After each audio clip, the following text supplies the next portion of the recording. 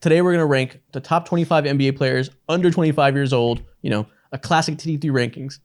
But before we talk about that and get all the way into that, Donovan, I was told you went to the Rockets versus Spurs game today to go watch a vintage Victor Wembanyama performance. But instead you saw the Sengun Legacy game. Tell us about this. I saw the greatest game of Sengun's life. This man, and when I tell you, first of all, I thought that I was getting the Wemby Legacy game. First 3 possessions, he hits a bank shot, goes down, blocks Sengun, and then hits a pull-up 3. And I was like, oh, we're here. We're about to get a 36-10 with 7 blocks. It's about to be amazing. He proceeds to score 3 points for the rest of the game and get thrown around like a ragdoll. Sengun, it literally was like a Rocky fight. He was just taking him to the body, just all day, just jab, just body shots. And Sengun got whatever he wanted all night long, had 45, had 5 steals. This is I'm glad somebody had a memorable performance because that's what I paid for. I paid for somebody to have 45, and I'm glad Sengun delivered for me. That's hilarious, man. That's tough. I feel you on that. Sounds like you were kind of upset though, because you know what I'm saying, you didn't get to what you were expecting. But a win is a win. You ain't come out empty-handed. I've been for the last week and a half. I feel like we've had a lot of Wemby conversations, and I'm just like, guys, he's the avatar. He's gonna be top 8. All this stuff. You said he would be the greatest player of all time, and boom, 10 points. That's what I'm saying. And I'm like, yo, I pull up to see you play. This how you do me? I'm trying to support you, right? That's great. Yeah, man. Well, listen, both these guys will be players that are going to be hot points of contention for today's rankings. They're both under 25 years old, so it's timely. And exactly a week from today, Tuesday, March 12th, Rockets and the Spurs play again, but this time in San Antonio. And so I'm going to go out on a limb. I'm going to predict, listen, Wemby's going to get his get back. He's going to be at home. It's going to be a much better performance than 10 points. I promise you that. 4 threes, 7 blocks. I'm going to predict that. All right. Oh, my goodness. You're already getting the narratives also about him. I love to see it. Yeah, man. If you're watching on YouTube, do us a favor. Drop a like and subscribe. Help the channel keep growing. If you're on audio platforms, leave us 5 stars, leave a review. Yeah, man. Like I said, we're going to rank the best young players in the NBA. Should be a fun one. Very subjective. When we rank the best players in the league, there's a general narrative and way you hear every player talked about. People are commonly said, oh, that's a top 10 player. That's a top 20 player. So-and-so. Top 25, under 25. A lot less common consensus, so I imagine we'll have a lot of disagreements here. 100%. Yeah. And as with anytime we do a ranking, one of us is always in contention for the worst list in TD3 history. So I think that's also in play today, because we talked a little bit before this episode about what the criteria was, and I think we were kind of aligned in it. But as always, once we start getting to 18 through 15. There's going to be some wild names on there. Exactly. And that is where we're going to spend a majority of our arguments. You know what it is? Every time we do these rankings, we say no projecting. It's who we're doing right now. Yeah. One of you motherfuckers is going to do some projecting. I can promise you. That's me. That's me. Anyway, I'm glad you said that. The point of this is to do no projecting. Who's better right now today, right? We know in a year and a half, Wemby, Paolo, whoever are going to be 1, 2, 3, whatever you think. But right now, who's better as of today, as of March 5th? Exactly. And I think that's the best way to look about it. But, you know what I'm saying? Get into it. Things change. We're going to get into it. Listen, y'all love projecting, so we'll see how it goes. I love to see it, bro. Let's get into it. The cranium is crazy. Oh, my God. I mean, I really don't know what to say. Crayon eaters, rejoice. All right, as always, we're going to start by reviewing chunk by chunk, starting from 25 through 30. Nikhil, let's get the slideshow rolling. Who's up first? I'm up first. Okay. Here y'all see. At 25, I have Brandon Miller. 24, Devin Vassell. 23, Anthony Simons. 22, Jalen Johnson. And 21, Keegan Murray. Mo, how are you feeling about Jalen Johnson as a resident Hawks fan? So, I feel okay with you putting him around that range. That's fair. I didn't have him too far off. Interesting that you put him like Devin Vassell and Anthony Simons around that range too. But I like it overall. I have no qualms as of Boy, now. that was a powerful sneeze. Donovan just let it rip. damn. Yeah. It's like some fresh shotgun shell. Listen, I normally sneeze as You much as blew I through can feel one someone's coming chest. on. So if you hear another one, just let it rock. That's hilarious. Okay, Leave but me Mo, alone. you said it's interesting Simons and Vassell are in the same range. So do you have Jalen Johnson pretty meaningfully higher than them? Not meaningfully higher. Next tier for sure. But no, yeah, I like where you have him. I'm happy that he showed up on this list. I was scared one of y'all would forget about him. Not me. I love this man. Yeah, I have Simons in around the same range because I think Simons is a victim of circumstance right now. I've talked at length about how I think the Portland Trailblazers are the biggest tire fire in the NBA that aren't getting paid attention to. And I think what Chauncey Billups is doing with that roster is criminal. And I think players like him are the biggest losers of that because there's just no organization and he's shot chucking right now. And it's hurt his efficiency over the season. I have a lot of faith that you put him in a good team with good structure and he can be the score for his guard in a starting lineup that he should be. He can be really good.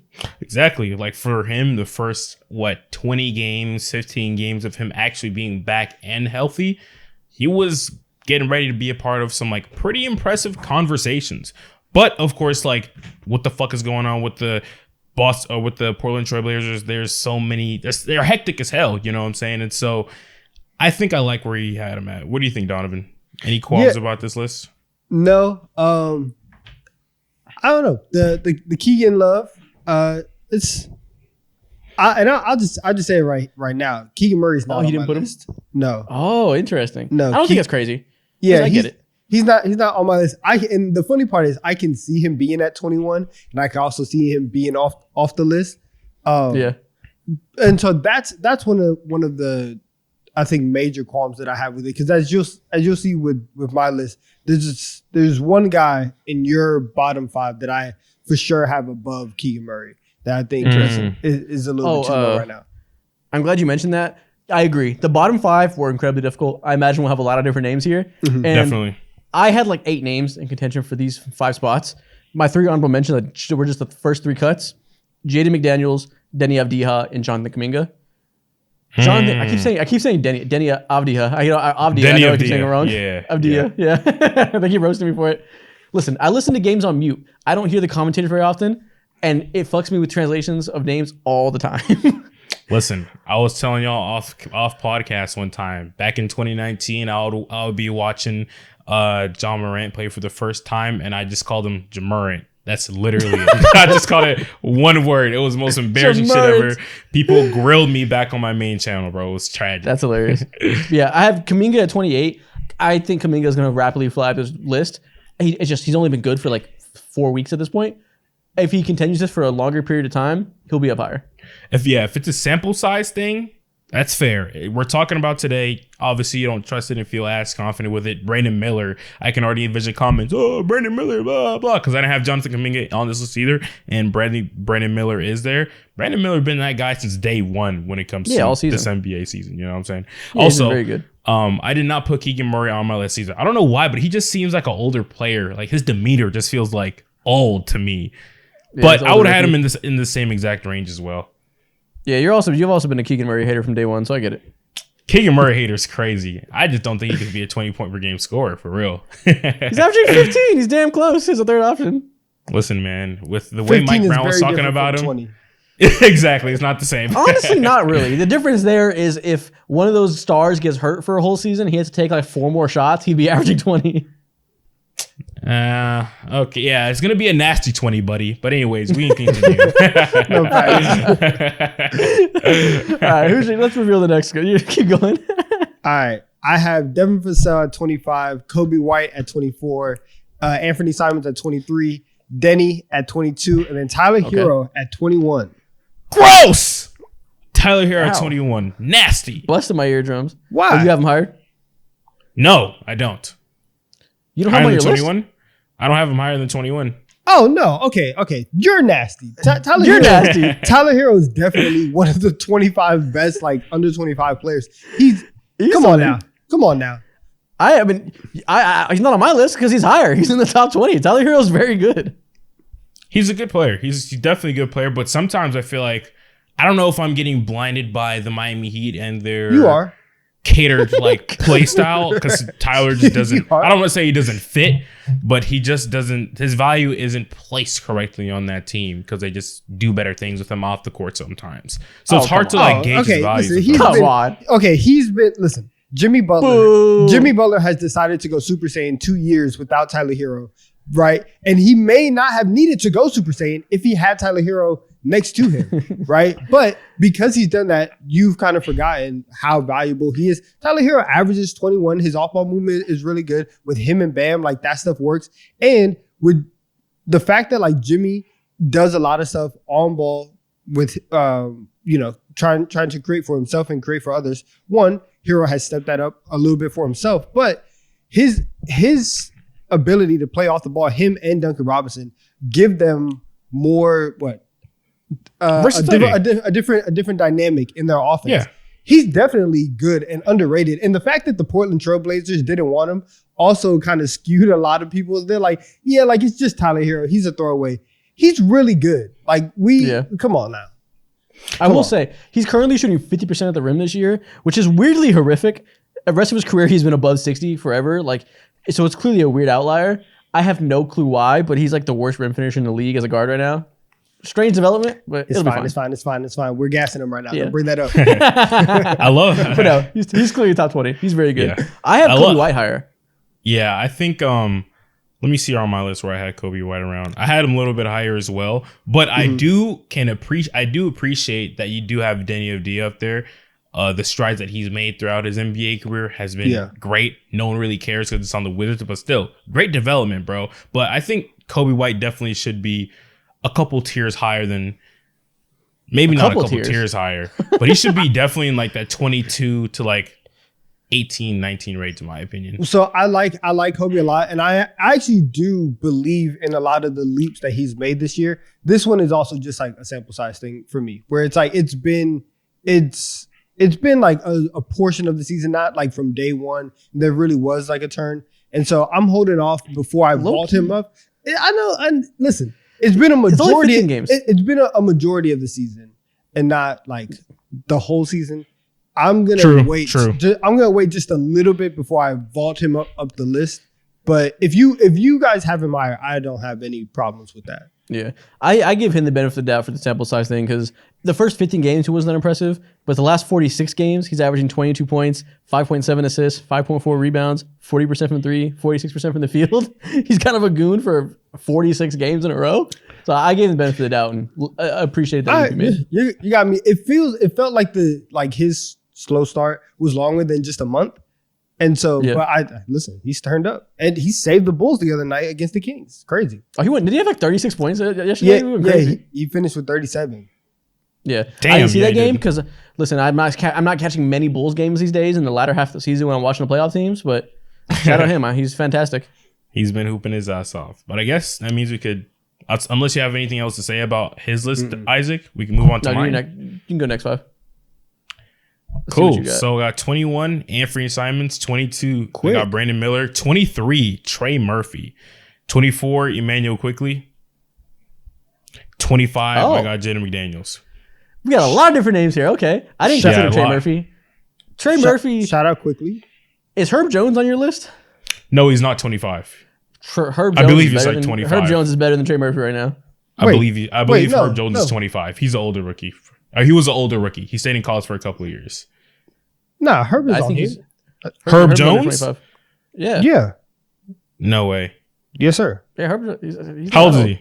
Herb Jones is. Oh no. Herb Jones exactly. 25. I know what the fuck I'm talking about. Damn. Yeah, that's why I didn't put him on his list. He's been in college for a minute. I think he was. Listen, the NBA needs to update their website. I was going through their stuff.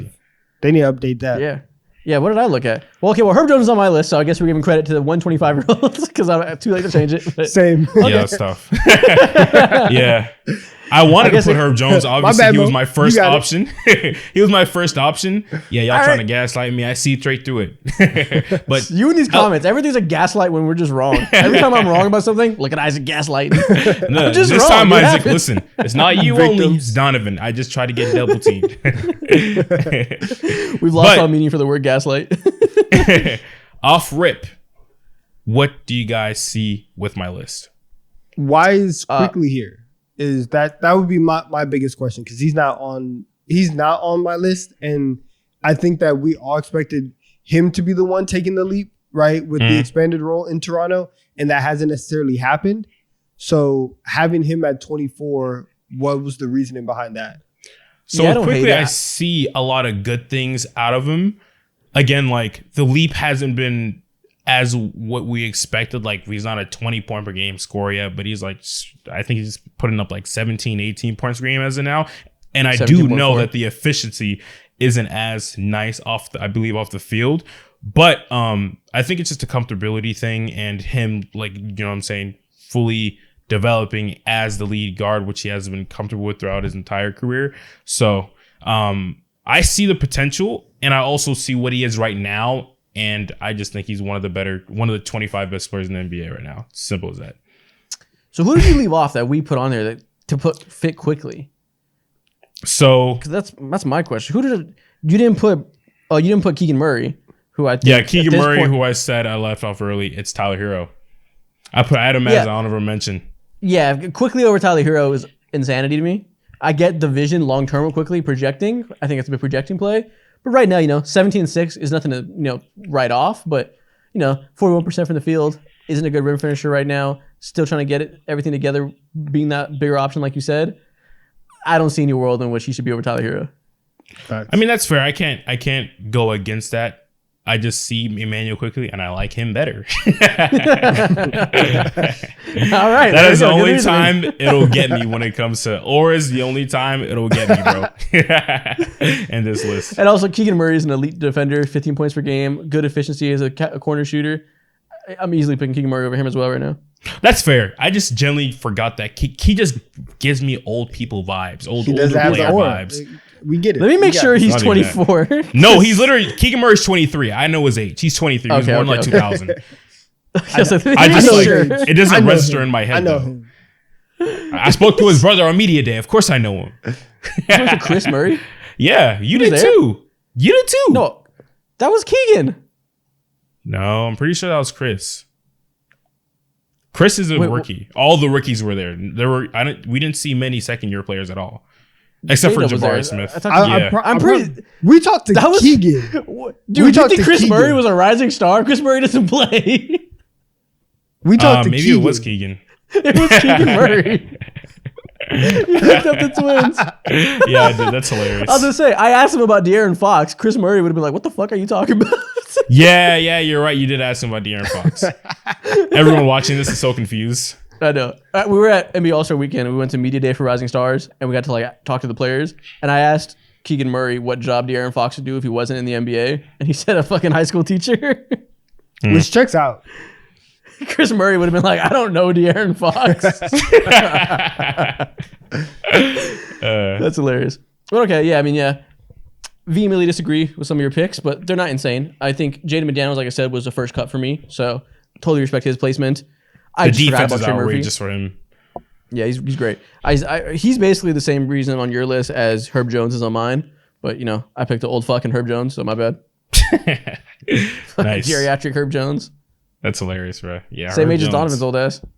Damn. Come on now. I turn that same age. I turn the same age after this pod comes out. I know. Oh my goodness. This comes out March 15th. My birthday's the 16th. You're turning 30? Oh, go to fucking hell. I'm just asking, man. All right, next five. Next slide. Let's continue on. All right. Donovan, we see your next five. At Who is this? 20, I have Jaden McDaniels. 19, I have Herb Jones. 18, I have Jalen Johnson. 17, I have Cade Cunningham. 16, I have Darius Garland. Okay. Garland was very difficult for me. Before the pod started, I told Nikhil to make a change. Yeah. I was changing Darius Garland around. I have him higher than you. Not too much higher, but I struggle with the fact that he hasn't been fantastic since D-Mitch got there. They have a lot of, not issues because it's not a huge deal, but in terms of his production, they have some issues being able to eat alongside each other. Mm-hmm. They kind of operate the same parts of the court, and D-Mitch's greatness kind of diminished his production, but he's not a worse player for it. You know what I mean? And we saw him at the All-Star game as a lead guard, and we know he's capable of that. His numbers in D-Mitch isn't on the court are still good. His efficiency is still the same. I feel weird dropping him down when we know he's like an all-star. I feel like it's not right to drop him down. I agree with you. That Yeah. weirdness, that guilt in you is fucking true, bro.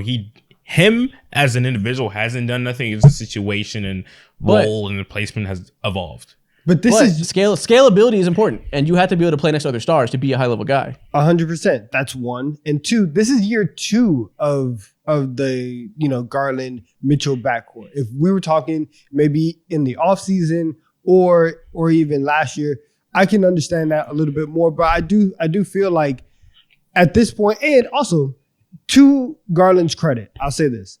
He has been hurt a lot of this year. So a lot of that True. time that he would use to mesh with D Mitch hasn't necessarily been there. And now, after D Mitch got going, Garland kind of has to, reintroduce himself into the offense, into the flow and everything like that. So I get that. But it's a very tough situation that he's in right now because it's not optimized for his skill set. And so because of that, other players have been able to kind of pass him by because their situations allow it. True. Yeah, And- that's a good point. The only difference between his production now is he takes 3 less shots than he did before, which is like, he's still the same player, but other guys can continue to get better while he hasn't been able to develop in that way, which again isn't his fault, but is what it is. Like, spoiler alert, I put Sengun above him, and that's the one where I'm like, Sengun's had time to develop. Garland just hasn't, right? Yeah. Yeah. Yeah. So like And- some people have opportunity and time to develop and to be the player that they can be. Some people, right? Like Cade Cunningham. I feel like Cade Cunningham, if we were just doing like a power rankings or people that we honestly still believe in, Cade should be higher, but he's in one of the worst situations in the league, and he hasn't been able to take those steps forward because he has no shooting, because the front office has been a mess, because the team sucks around him. So he's also in that same situation. And so, like you said, it is what it is. So Yeah, I agree. Can I tell you something? What is it? I have Cade Cunningham a good amount higher than you do. Wow. Okay. A good amount higher. is Good interesting. amount. So Okay. with this list, I'm getting the vibes because I have a lot of matches with Donovan so far. Like 18 and up feels like, okay, bro, like you have the potential to be an all-star and be like a real pivotal piece of my franchise. And that's the range that I'm like hinting towards. Now, I guess depends on where you have Cade Cunningham, Isaac. We'll go ahead and like yap about that. But simple as that, I agree with you guys' point about Darius Garland. At the end of the day, it's just all about opportunity.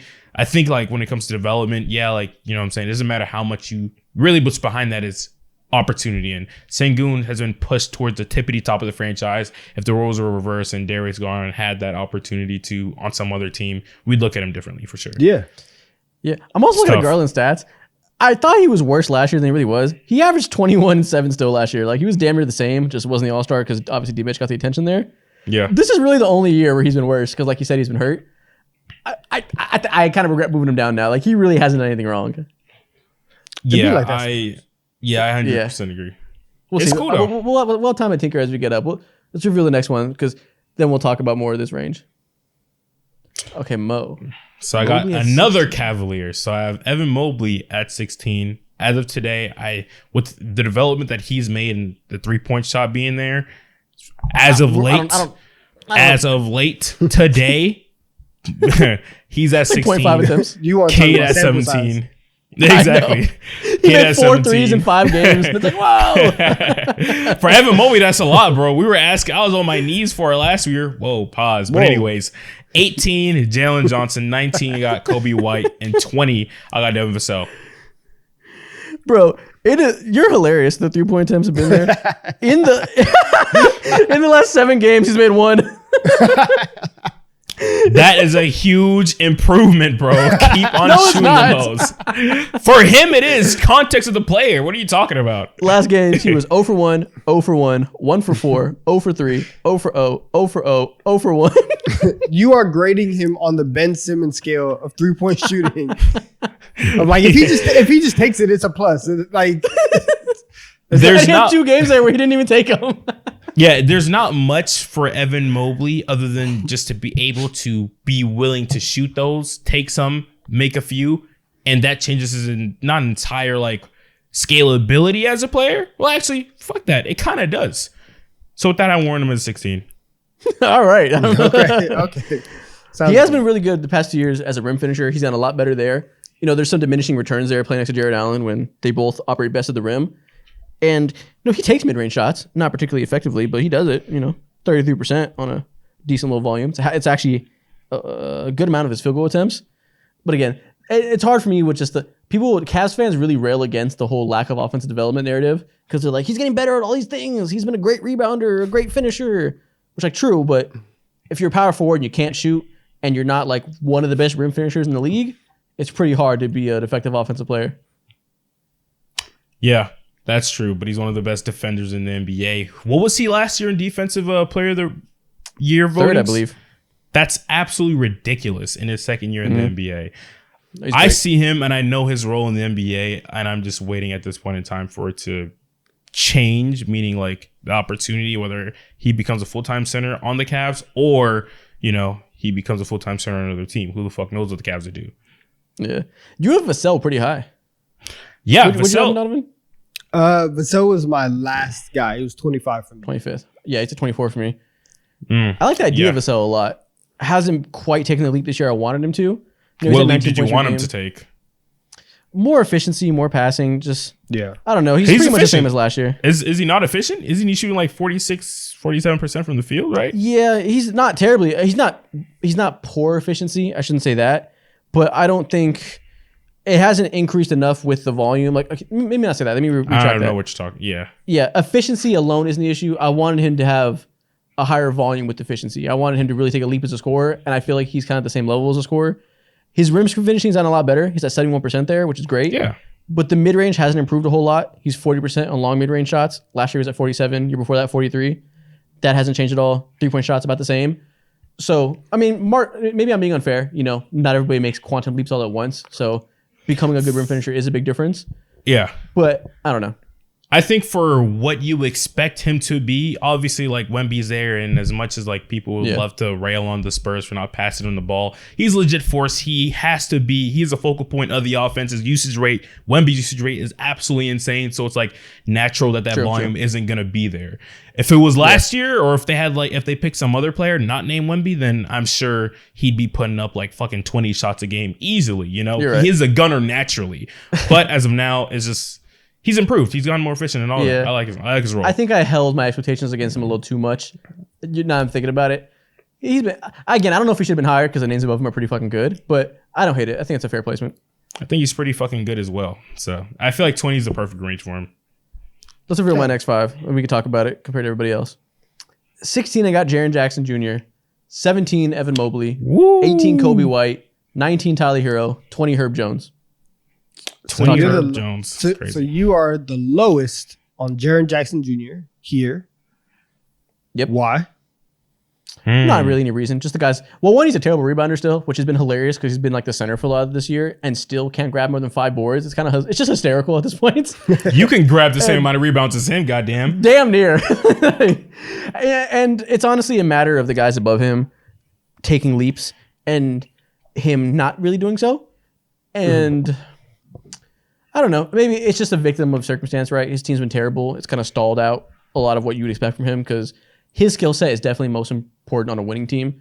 He's not the type of guy that's going to like get out here and be a bucket because he has more usage of guys out. Not really what you want from him to be doing anyways.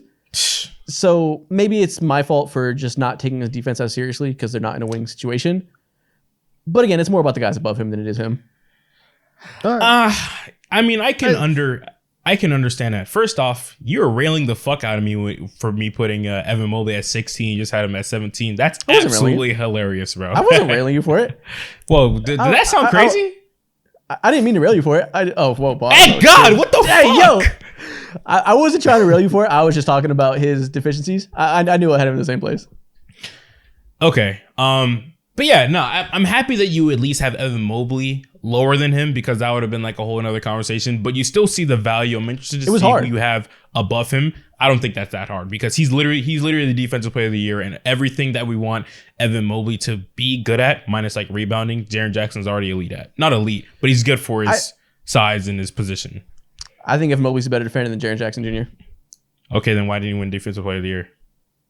Because he was on a better defense. Narrative, of course. Yeah, because he led the league in blocks because it's that simple. And voters are like, oh, block man, DPOI. He's a great defender. But he's a weak side help defender, which has its role. It's very important, right? It's the same thing we've seen Giannis win DPOYs for. Very important role.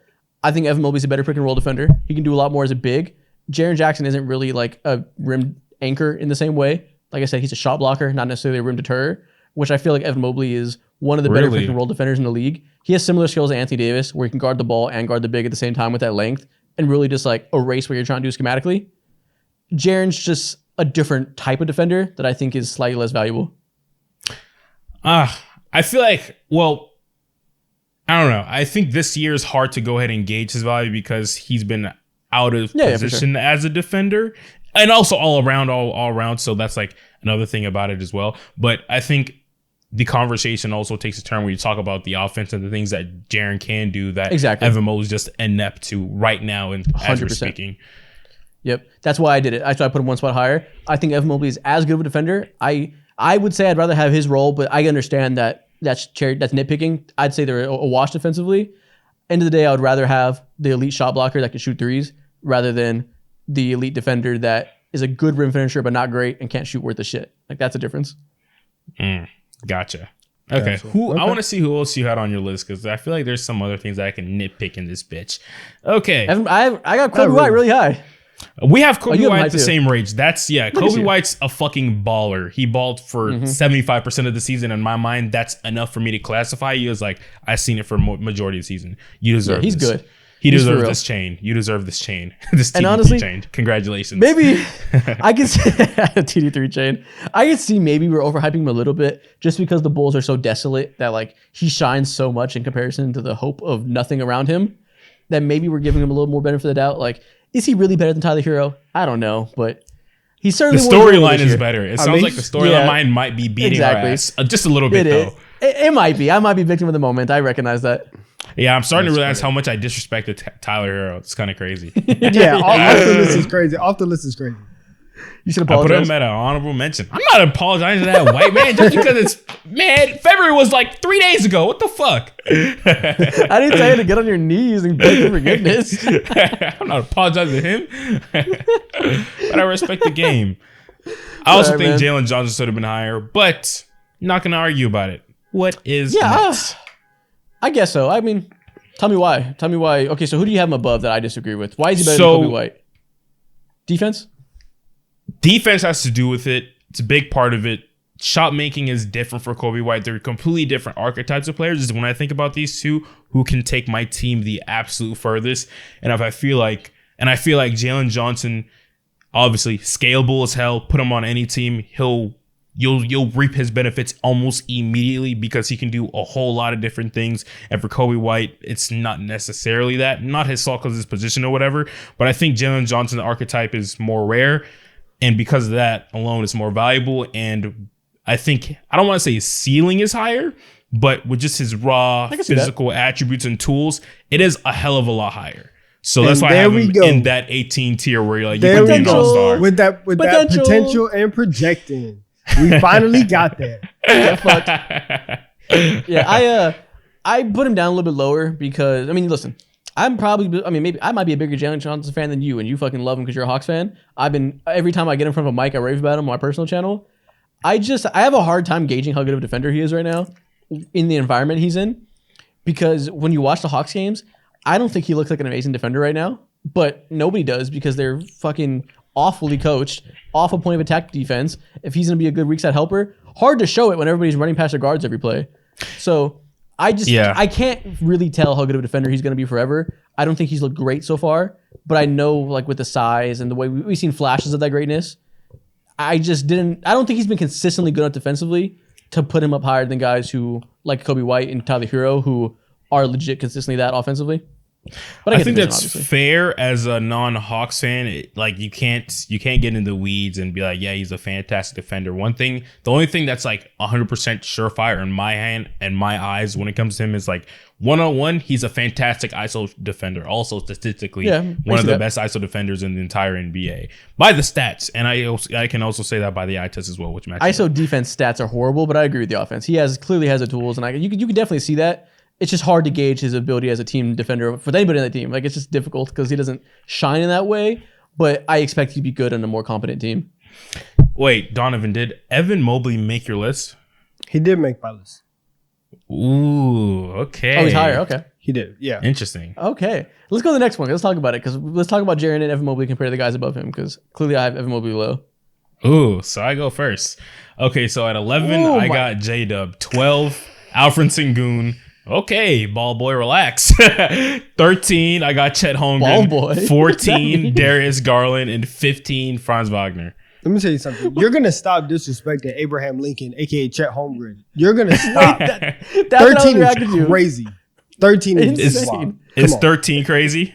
Did I overrate Yes. him? I mean, I feel like I'm crazy now because I have him so Now, much now, higher. now I have to look at my list and make. Oh, man. Okay, maybe listen, I. Maybe, Did you guys overrate him? Kind of low. 13 seems kind of low. Really? I feel like that's a great spot for him and He- where he's at right now in his career. He's better I than have him- Sengun. Listen. He's better than Sengun. He's better than Sengun right now. Yes, he is. I think he's more valuable. Individual, it's hard. I think they're the quintessential argument of value versus talent. Sengun's a very skilled player, incredible at things he excels at. But I think what Chet does has more impact, especially when you bring in the defense. And even his offensive skill set, I think, is more important to a winning team. So I understand why you'd go Sengun, but that one's hard. Yeah, exactly. This range right here for me is like, okay, around 12 and up, can I potentially build my team around you and not like completely tank my organization? 13, I can see that for Chet one day, but with what he is right now and the role that he's placed at, being the second, third best option or whatever on night-to-night basis, means hell of a lot. And I can talk myself into putting him potentially at 11, maybe up to 9 as far as 9 because of the defensive value. You're which gonna be is so kinda mad at crazy. me. Okay, you're gonna hate me. You're gonna hate me too. And I agree with you. I think for me, when I started getting into this range, some of the tiebreakers came down to like, okay, how would I construct a championship team around you, this and that. And I think that right now, if you were building a championship team, you would have an easier chance if Chet Holmgren was your number 2 rather than Sengun as your number 2. I think he could be number 1 more so too. I agree. I think the only reason why I would say right now it would be tough is just because Sengun's offense is great, or He's a unit. It's better, right, than Chet in terms of like being able to create for himself and just get buckets like that. I get why you say that. It's not that much better. This is where It's gonna get nasty. This is Crayon where- eaters, pull your crayons out. listen. But where do you carry your crayons? In your bag. You know what I'm saying? And Sengun has a bag, right? He has So some- does Chet. He has some stuff. It doesn't feel the Bro, same. It doesn't feel You know the why? same. You It know doesn't feel why? the same. Because we're Still. biased to strength and Chet. I mean, you just watched Sengun in person fucking throw his back into Wemby a bunch of times. Chet plays more like Kevin Durant than he does like that. Like he's on the perimeter, but I'll he say has this. a bag.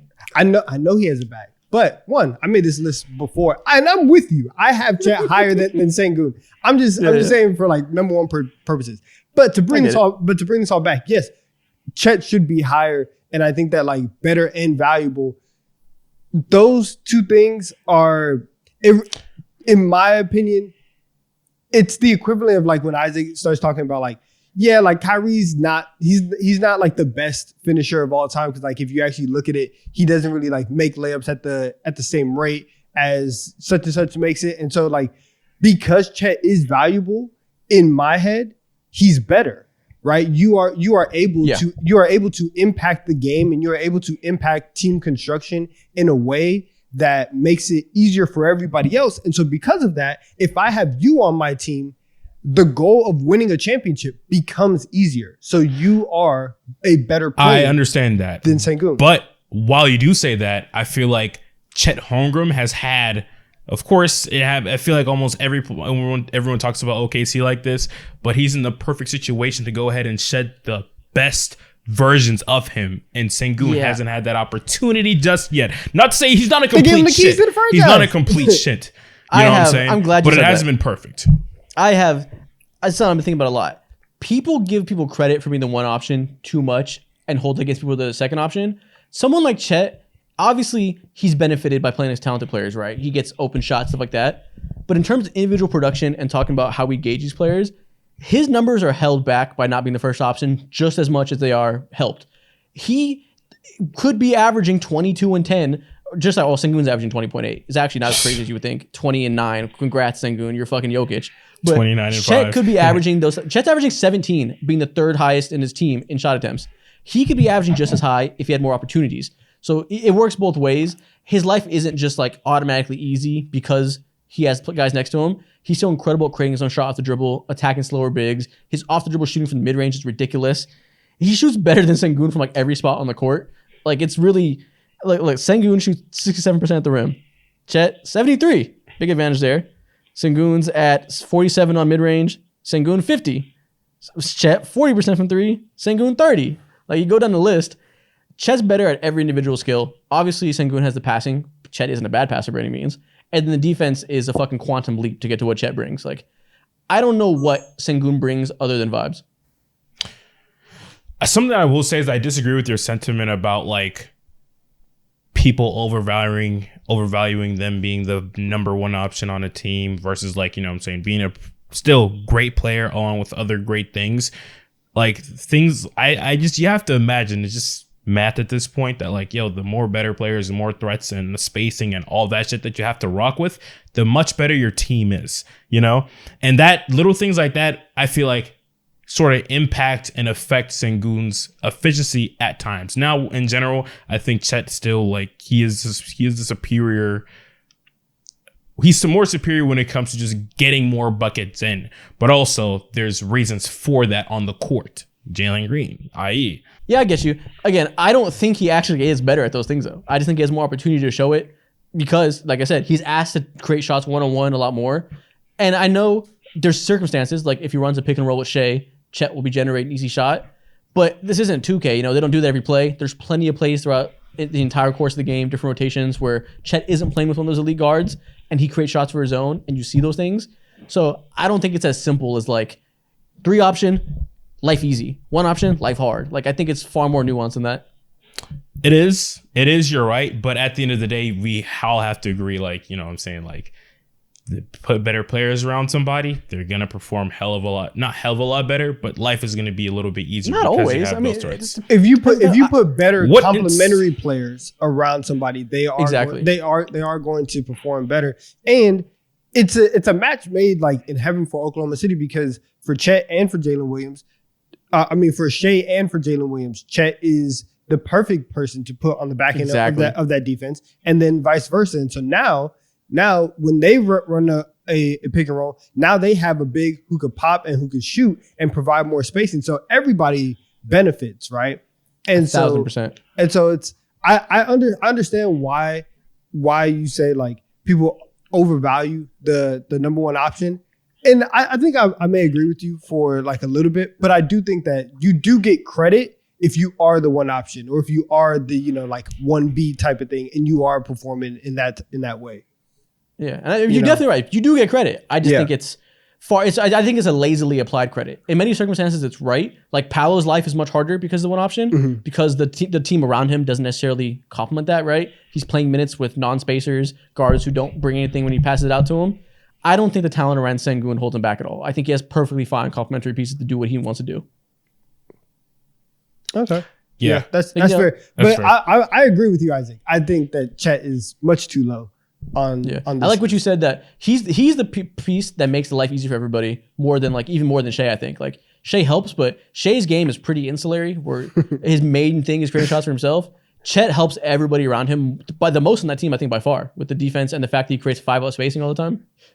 There's a reason why this team is going from, and obviously a lot of people have taken leaps, but the one piece that they were missing was a Chet Holmgren. Right. And so they were in the play-in last year. Now they're the number 1 seed because they have a 3-point shooting elite rim defender. And so on every level, on both sides of the floor, Chet Holmgren makes life easier for all NBA, all-star caliber players. So yeah, he should definitely be higher than Sengun, who doesn't do that on both ends for everybody. Yeah, but I understand that that's like a philosophical thing with skill versus impact. That's going to be a disagreement for everybody. So yeah, I'm telling you, I disagree with you a lot, but I don't think it's like a crazy thing I understand at all to make him go higher. Yeah. I got to clarify for everybody else, because you know the comments, the way I talk, I'm always so black or white. You're a the fucking comments say- Sengun hater, you I know. fucking idiot. You don't know I know. fucking ball. And I know I can be real dismissive about this type of stuff, but I understand the difference in philosophicalness there. But I'm always It's gonna go nuance. towards impact. Yeah, nothing that we said so far in this conversation has been crazy at all. It's just like I value certain things a little bit more than you value, and that's literally it. Yeah. It's literally, are you gauging off a skill or impact? And listen, that you said the thing with Kyrie being the best rim finisher of all time. I understand. Some people like skill. It's fine. Yeah, exactly. All right, let's keep moving through this. Who's next to reveal theirs? I love how no one said anything about J-Dub, though. Okay. Woo! I mean, we all love J-Dub. I got J-Dub higher. I was gonna wait. Not that much higher though. So it's not crazy. 11 isn't crazy. Obviously, I have him higher than you per usual, but 11's fine. That's the floor of where I'd put him. Wow. Okay. I have LaMelo Ball at 11, Cade Cunningham at 12, Alperen That's Sengun at disgusting. 13, Darius Garland at 14, and Franz Wagner at 15. I love that we agree on Franz and Garland. We're locked Yeah, in. Franz, Garland, we over here. Alfred Sengun, basically around the same range for sure. But okay. I love how you First- say Cade is disgusting. I Yeah. have one thing I would change. I think Cade is much too high. I sure. think, okay, so my whole thing with this, in the same way I'm explaining that Holmgren isn't necessarily just like automatically made so much better by Shea and stuff. Like, my most important thing when we're talking about ranking these players is you have to think about the context of what they're in, right? Situation True. makes players. Well, you always say that, it's everything. Cade Cunningham is not a worse player because his team is shit. And I understand True. that's always been a thing. We've talked in the past about that. His numbers are better than you think. Like, we've talked about in the past, like he's being held back and like not making the leap. He's low-key been fantastic. Like, he's averaging 22.2 points, 7.4 assists, 4.1 rebounds. He's shooting up to 35% from the three, which is after a slow start. So he's been on fire as of late, and 45% from the field. And you go look at like every area, he's 100th percentile in assist percentage for a wing, the highest of any wing as a playmaker. Part of that's obviously his highest usage. But like, he's fully making that star leap too. It just obviously took a long time because they were the worst team in the NBA for a quarter of the season. But we all know that's not because of him. He's a stronger defender than, let's say, a Darius Garland, who I have him right above. He's just as good of a passer. Scoring, it's coming around, like I said. I don't know why I'd hold it against him when I know the reasons for his struggles have had nothing to do with him. So my main thing is having Cade that much higher against Darius Garland. Cade's defense isn't enough to go ahead and sway you as a sway anybody, in my opinion, as a main talking point as to why he's monumentally better. The shooting, of course, so Well, it's 2 spots higher. I don't think he's monumentally better at all. It feels like that to me. I don't know It why. does. It does. I don't know why it does. It's 2 spots. Yeah. They're equal Yeah, tiers. They're exactly the same. Playmaking is legit. Like, it's a different tier above Darius Garland's playmaking, in my opinion. It's a different tier above Cade Cunningham. I think you underrate that heavily in that conversation. Defense, I cool, don't think so whatever. at all. And also shot making is a huge difference as well. No, it's not. Cade Cunningham's good at those things too. It's just not that different. Obviously, again, the rim finishing is gonna be tough with that worst spacing fucking ever. But especially sure. as of late, Cade Cunningham's definitely coming around. Like as I said, he's But- 42% from three over the last 14 games. The 3-point shot has been good. But also, I agree. I actually had Garland 1 spot higher before this started. I moved him down 2 spots because I thought he had to be below Sengun. And so that's what made it hard for me. That's why I moved him down. Peer pressure. I get it. No, I just thought about it and I was like, for everything. But actually, once we talked it through, I kind of wish I didn't do that. I kind of wanted to go back on that. Once I spoke through my thoughts on Garland, I was like, wait a minute, I overreacted. Okay. But yeah, That's fair. the defense is a big difference. I think he's a legitimately impact defender. Again, hard to show it when you're on the Pistons, and it's a similar thing to Jalen Johnson, where nobody looks like they're good on defense when the entire team is atrocious and has one of the worst coaches in the league, which Monty Yeah. Williams absolutely is. But I think you see the defensive talent there. I think, especially as a point guard defender with that size, you see it. He's a good defensive playmaker.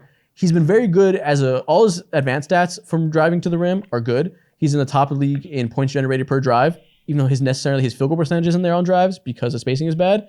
He kicks out the shooters. He creates opportunities, generating offense as a driver, despite that spacing. I just think you can look at every single skill of his and all underlying numbers are there that he already is making that leap. Just like I said, it's hard to show. For sure. I don't know. I had Garland and Cade a little bit lower just because I was saying the situation is the situation, right? And it sucks, but that's the game. And also we've seen, like, if you want to go ahead and say okay, this year is one of the only years that Garland is actually having a truly down year and like a bad year.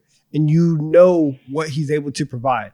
When we saw Garland as the lead guard, right, the Cavs were fantastic. And then everybody got hurt on the team. And then they slipped all the way to the play-in. So we've seen what a team looks like when Garland is the driving force, and a team that is also, you know, has Mobley and has Allen and still has some of the spacing issues in the front court. And everything wasn't perfect for Garland whenever he was leading the team, and they were still able to get a lot of things done. Obviously, the situation is much, much worse in Detroit, but I don't think that right now Cade should be above Garland. And I also think that 12 for him is a bit high. Before an hour ago, I agreed with you. So fucking Nikhil, change my list. I did that to give Sengun love. Fuck Sengun. Put Garland back to 12, and then that makes Cade 13 and Sengun 14. Listen, they're gonna swap that for me while these highlights are on. They're gonna come for you. 12 is high, but it is what it is. They're gonna come for you. That's funny. Garland's 12, Cade is 13, Sengun is 14. I'm going back to my original list before the last hour. Let's go. I could get into the point where we always do, where I argue because that's what I picked. I don't really feel strongly at all about Cade being better than Garland. Again, I didn't think that until an hour ago. So I'm with you. Let's put Garland a spot ahead. This is why we are T3 and we are a fucking team, bro. We don't die on hills that we don't stand on. Oh, we do. I'm just trying to stop. No, we do. Shit, not me. Listen, we had a whole argument about Scotty Barnes and Jalen Brunson that I only kind of cared about, but it was fun. So we just kept arguing. Only cared about it ever so slightly, but it became our biggest argument of the episode. Disgusting. But no, I'm comfortable saying that Cade is already that good. That, again, context is everything. And maybe you could say I'm giving him benefits I don't give to everybody. Mm-hmm. Fair. But I think people do this a lot. That's another thing I want to address. People love to call out inconsistency in our comments. It's just like a thing people say, like, I'm trying to think of an example where someone, but you know what I mean, where you give somebody a reason, but then you don't give somebody else the same reason that can be argued. Every single evaluation is different. There's different context for everybody. Sometimes I give people benefit of the doubt because it's a tiebreaker in skill. The other person may have the same deficiency, but I think they're way better, so I don't really care. Nothing is ever going to be the same all the time. Listen, I'm going to be a hypocrite sometimes. Understand that. Sometimes it be like that. It's not even like hypocrisy or anything like that. Sometimes you can clearly see, right? When you are watching games, you can clearly see when something is somebody's fault, or when you're like, it's not their fault. They're doing everything they can. The situation just sucks. And the more you watch and the more you actually take into account what's going on around people, the more you can be like, okay, this is happening because X, Y, and Z, and then this is happening because, yada, yada, yada, whatever. Mm-hmm. So it really comes down to, you have to turn on the game and watch some basketball, right? You're really just going to have to do that, because for a lot of players, if you just look at the stats, sometimes the stats profile and they look very similar. That's why you see on Twitter all the time, you put up two players and their basketball reference stats, and it's like, oh, this player is scoring more points doing this, doing that. Yeah, but watch what's happening. Watch how they get that, right? And so exactly, it's going to happen differently for everybody. 100%. Like, this is an easy example. Some people will be like, why do you love Jokic, but you don't like Sabonis? Neither one of them are good defenders. Obviously, Jokic is actually a better defender, but let's say they weren't. Let's say they were both trash defenders. One is the best offensive big we've ever seen, and one's not. So, of course, I'm going to give one benefit of the doubt because the value outweighs it, and the other one is a tier below. So it's not going to be consistent. I don't like centers who don't play defense because the other circumstances around the conversation are just inherently different. It happens all the time. Look at y'all, man. Y'all are model citizens teaching our supporters how to have a good argument. I love it. It drives me crazy, bro. It drives me insane. I'm like, oh my God. Like, I don't even care if you disagree. I just hate bad reasoning. Yeah, that's fair to say. Nikhil, can we get my 5 up there, please? All right. 15, Evan Mobley. 14, Franz Wagner. 13, J-Dub. 12, Sengun. 11, LaMelo Ball. Oh, okay. Interesting. You're a lockstep with Alfred Sengun. I love that. Oh, y'all have Jaren top 10? Jaren's top 10 for sure. Oh, okay. I get it. The impact. Yeah. The impact is there, similar to a Chet. I get it. Yeah. Jaren is top 10 for sure. Maybe I put him too low. Maybe I was hating. I don't know. I feel like I'm trying to lean away from being too obsessed with defenders who are elite shot blockers and not elite positional or help defenders. Mhm. So I've kind of trying to like erase that bias in my head that like it's real easy to go towards them, like the Miles Turners back in the day, where it was like, oh, he's an elite rim protector. Yeah. Then you see everybody can get in his fucking chest and put him under the rim. You can see Anthony Davis fucking destroy Jaren Jackson out of the playoffs last year. Granted, it's Anthony Davis, but you know, Yeah. hard to defend in 1-on-1, so I don't really blame him. But you know, But yeah, how we feeling? How we feeling? I think J-Dub's too low. Obviously. Ooh. Yeah. Yeah, I would have J-Dub higher. I had him as high as 11 and kind of wish I could put him a little bit higher now because there's some things deep inside Yeah. where I'm like, I generally don't know if he's better than a certain individual player. I just think that with the system that he's in, he just doesn't have that green light just yet. You But know if he what- had that exactly. green Well, light, here's the then- thing. First option bias. Here's the thing though. It was hard for me because everybody in my like top 10 I feel like fairly confident about. And so if I was gonna change something up here, if I was gonna put J-Dub at 11, LaMelo was gonna have to drop to 13. And I know he's been hurt, but that just feels really, really low for LaMelo. And so that's why I put him there. But we could put J-Dub top 10 and I would not be upset. Right. So whenever we get there and Isaac is pushing this J-Dub propaganda once again, I'm gonna be right there with you. Right. I just a little bit further back. Right. I'm not gonna be Okay. I'm not gonna be right there. Yeah, I agree. LaMelo, honestly, us putting LaMelo at 11 feels low. I kind of feel nasty about it because he was so good before he got hurt. He was But just again- always hurt. I can't. Yeah, and I don't necessarily care about that as much. It's more a sample size thing that he took that leap for that start of the season. But it was a pretty big leap than what we saw last year, and I believe he'll keep doing it. But it wasn't a very long sample size, you know. So I went towards the guys that have a higher defensive impact and have done it for a longer time. Yeah, for sure. All right, real quick. Everybody's cameras on? Yep. Yep, we are still going. All right, Okay. cool. I wasn't quite sure about that one. That's why I texted it instead of stopping it. Yeah. all Yeah, good. we move. All right, cool. Okay, cool. So I'm Next looking up. at these lists now of 11 to 20. So let's see. Before we move on, Sengun, you have a LaMelo, Sengun. So do you guys have an issue with me thinking that Sengun, Cade, and LaMelo and all them are better than Jaren Jackson Jr.? Do I have an issue with you saying yeah. that Sengun, Melo, and Cade? Yes. You think Cade Jaren is- Jackson Jr. is better than LaMelo? I think Who do you think For Jaren what Jackson is? I think Cade is that he crazy does? to you? No, I think Jaren Jackson Jr. is better than Sengun. I would rather have him on my team than Sengun. I guess I agree with that. I don't know. I more so have that option. Like how you felt about our Sengun versus Chet argument. The same thing is applied, except I'm going for like Jaren and you're going for Cade in this instance. Yeah. Yeah. I feel don't like know. I mean, Jaren's immaculate and elite for what he's asked to do at his position. And I feel like you have right now like an easier time trying to build and win around Jaren Jackson Jr. than Cade Cunningham. Now that's steep to say because Cade Cunningham's like in a pile of shit, as we all know still. But there's still certain things within his game that people are waiting to see a certain leap at. Like You his guys realize shooting, that his Jaren- scoring at the rim and shit like that. Jaren averaged 3 blocks last year. He's on a 1.5. I know, That's his biggest yeah. calling card as a defender. He's not doing that right now. I don't think he's I'll say that this. strong compared to other high-level defenders in that Here's- way. He's a very inefficient scorer, not a great passer. What the fuck does he do that makes him that much Can better I, than can, LaMelo I, Ball? can I tell you something? The reason why I have Jaren at top 10 is because for everybody not named Gigi Jackson and Vince Williams Jr., I'm throwing this year out for the Memphis Grizzlies. Yeah. I don't care. It's- Anything can happen, and it would not faze me going into next year. Ja missed 25 games, then he came back, he went back out. You've had a lot of people in and out the lineup. They're playing G Leaguers at the All-Star break.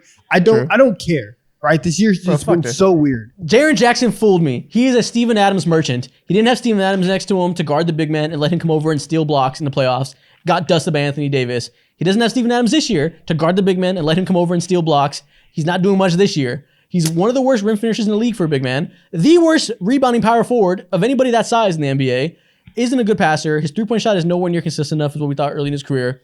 He is not great at anything besides blocking shots. Talk to me in October, and then we can have this that conversation is again kind of because I nasty don't care for right you, now. Isaac. All right, well, we were arguing, and then Mo's camera shut off, so that's the end of that discussion. Jaren Jackson, you lived to see another day, Jaren Jackson. Let's move on to the top 10. I'll be fighting for your legacy, bro. Overrated. He can leave the Oh. hood, can't take the hood out of the hood. Here's our start of our top 10. At 6, I have Zion Williamson. 7, Chet Holmgren. 8, Paolo Banchero. 9, J-Dub. 10, Scotty Barnes. Talk to me. Okay.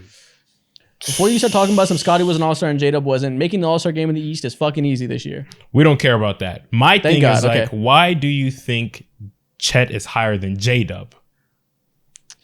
Impact to those around him. You know, like I said, he allows J-Dub and Shea to have an open paint to get to the rim every time, and they're two of the best paint finishers in the league. They both shoot 70% at the rim, and that's because there's always 5-out spacing, thanks to Chet Holmgren, as well as an elite rim protector behind them.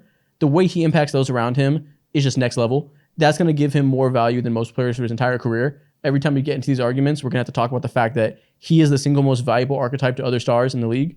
And while J-Dub, you could say he's more talented right now, it's very close. They're both very good shot makers, very good defenders, can both pass. The impact is going to be the difference there. Okay. I see that. I see that. Wait, real quick. Same thing with Paolo. Same thing. Real quick, Nikhil, is my 5 up next? Okay, perfect. Because I do want to go after Isaac on this one. But no, I kind of agree with your list though. I think this is a good 6 through 10. Love it. It's so weird putting Zion this low. I had some hard debates in my head with the guy right above him. But listen, it's his life whenever you're having a down year. I see Zion and I just have to be like, man, damn, as if it's like some national tragedy, which is like kind of low key is if you're a hardcore basketball fan because of what he is supposed to be. Now he still could be that because what we've seen him do as a main ball. Come on now, yes he could. That version. Listen, every time I see a Duke Zion highlight, a tear falls from my eye. Because we're never getting like that version of Zion again. He can still be very good, very impactful, all that, right? I'm not throwing that out the window. But this like best player in the league, oh my God, superstar, that's not happening. So that is. I think he can be as good as he was last year for sure, which he was like the 10th, 11th best player. That could happen again on a different team or with a different team construction on the Pelicans. Yeah. The thing I would think about is even though he's not that, still real valuable. And I think people are too quick to like shit on him because he's not what he was last year. Which is very fair. If he was, he'd be like 2 on this list. Still a great player. Still warrants being this high, I think. Okay. Yeah, that's fair. Is there a reason why you put Paolo over Scotty Barnes? That's interesting. Scotty, yeah. Originally, I didn't do that, as you could expect. I've been saying Scotty's better. I changed my mind when I really dove in the numbers. Scotty's been pretty meaningfully worse once he was thrown into the first option role after they traded OG Anunoby and Pascal Siakam. Life's just been hard for him, right? He became the number 1 option defensively and offensively, which is a difficult role, and that's caused his numbers to drop. So we saw him be really good as a second option, and some people can scale up. He's having a hard time scaling up to being the first option right now. So that's what he's going to be going forward. He's only been averaging 18 points and on far less efficiency since the Pascal Siakam trade. That I'm not going to say that makes him like bad now, unless I stuck him top 10. But when you're comparing him to Paolo, who over the last 20 games or so has been incredible. He's been averaging like 25, 5 and 5 for the past 25 games. He's trending up while Scotty Barnes is trending down as he got put into the same position as Paolo. I had to give him the nod. Okay. Right. That is fair, especially considering like you would think a little bit differently of Scotty, especially when they put a more complimentary piece alongside him. Mm-hmm. You know, RJ Barrett is a better player now, straight up like that. And Emmanuel Quickley is like the ideal piece, the ideal lead guard that you want around him. So I can understand that. I would put Paolo higher, of course. We're going to have comments about this fucking for decades or whatever, about this year specifically. I'm being generous right now with Paolo at 8, I think. Wow, you really want to let that hit, or you just go ahead and take over your fucking blood? This is the highest I can go. I'm giving Paolo credit for how hard his job is right now, rather than his skills individually being better than J-Dub, who I think if you go piece by piece right now might be better. But I know Paolo's life is harder, and he's going to be the better player going forward. You know, like this is the part where I let the context know that Paolo's better than his efficiency numbers look right now. Well, okay, listen, that makes sense. And I actually want to use that and take that to get into my 5. So Nikhil, can we get my 5? I have Jaren Jackson at 10, Paolo at 9, Scotty at 8, Chet at 7, and Tyrese Maxey at 6. God, Jaren at 10 is so crazy to me, but I'll stop shitting on Jaren. Let's continue. Thank you. So, okay, I like this. I obviously I understand Scotty above Paolo. I've been saying that for a while. I decided to change my mind last second. Yeah. Why do you still go Scotty over Paolo? Because I had to change my mind last second too. And, but honestly, so what swung it for me was, so Paolo and Scotty have both been like solid, not amazing as the number one option. Obviously, like Paolo is like more, when I think of what a number one option is, Paolo kind of fits that a little bit more. But I'm thinking about them as like these pieces because I'm not sure 100% if Paolo is ever going to be the best player on a championship team. And so when I think about these two, I think Scotty can fit better as a number two option than Paolo can on a championship team. And because of that, I think that he fits into more teams than Paolo does. So that's why I put him above Banchero. Wow. I love that he's a more sentiment, well-rounded Donovan. player. He's Definitely a better well-rounded player. He's a better passer, better defender, better rebounder. Paolo just scores more and takes more shots. So I respect it. I love that take, Donovan. That might have been like the most ethical argument that I've ever heard you like give us, bro. And I agree with you for sure. It feels like an insult. It really does. It's not like it really does. Because I've had plenty of takes, and this one seems very mild. So It's super mild. No, with the way you put Does it. that mean normally he's on bullshit? Yes. Normally I'm just like, That's all right, crazy. Yeah, That's you're crazy. kind of crazy. But I actually agree with you, and for that exact same reason, we could pull up my next five as well. I had Scotty at 6, LaMelo Ball at 7. We all unhealthy LaMelo Ball, whatever. We can talk about that later. Paolo at 8, Tyrese Halliburton or Tyrese Maxey at 9, and Jaren Jackson again at 10. This is ridiculous. why is Tyrese so low? I know. Fuck. Tyrese Maxey. Fuck. Tyrese Maxey is a great player, but what is the 76ers record without Joel Embiid right now? Like 5-5. It's been decent. He's keeping them afloat. 5-5? He's been out for way longer than 5-5. Let me see. Yeah, he's What been out. is- It's not Listen, decent. I'll check. It's not Listen, decent. all I know though is that Over the last 10 is 5-5. My bad. yeah, but I saw without that tweet earlier. Embiid, Maxey's averaging 27 and like 5 or 6. 26. It's 1 point, but still. It's 26. My bad. It's 6 and 7. That's the record without Joel Embiid. He's keeping them afloat. He's doing decent. They're 6 and 7. Wait, no. 1, 2, 3, Keep 4, going. 5. Okay, 6 and 8. 6 and 8. That's the record. That's keep going. tough. That is tough. 6 and 8. I think that's kind of fine for the Tyrese Maxey and Kelly Oubre show and Buddy Hield. Ew, Tyrese Maxey and Kelly Oubre show. That is fine, and he is keeping them afloat. But I think when it comes to just who is the better player, it just doesn't feel right putting Tyrese Maxey that much higher. Like, I don't know why, but in the back of my head, I think of him as like he's in a similar range and tier, in my opinion, as someone like Darius Garland. But I have to, again, respect what he's done. He is bigger, of course, faster, more athletic, and the shooting is just as great. You know what I'm saying? One of the better shooters in the entire league. But I don't know why, but I just can't put him in that upper tier just yet. I don't know why either. 26 points per game on 58% true shooting. He's a legitimately great scorer from all three levels. Like you said, amazing shooter, incredibly fast and able to leverage that shooting ability to get to the rim.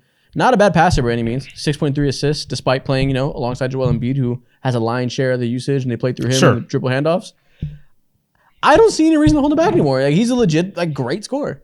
And defensively, he's small, so he's limited. But I don't think he's like a cone like a Tyrese Halliburton. He tries. No, yeah, I can agree with that for sure. But I think when it comes to, the how good can you be conversation, I think he isn't in this level just yet. And this is where the projection. We're not projecting. This is where the projection comes from, and you're not giving him credit for what he's doing with and without Embiid. Right now, We y'all all- here we to hold all- me accountable. Let's do We it. all thought that the Sixers were going to be in the 6th seed fighting for the play-in with Maxey and Embiid because we weren't necessarily sure what that situation is like. And then all of a sudden, Maxey becomes arguably the best guard Joel Embiid has ever played with. And so Definitely.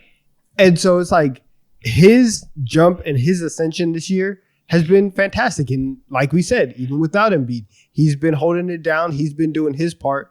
And he's, 9 is much too low. Much too low. Yeah. Much too low. Much too low. 7 for LaMelo. I get it. Generous. I mean, he had a great 20 games.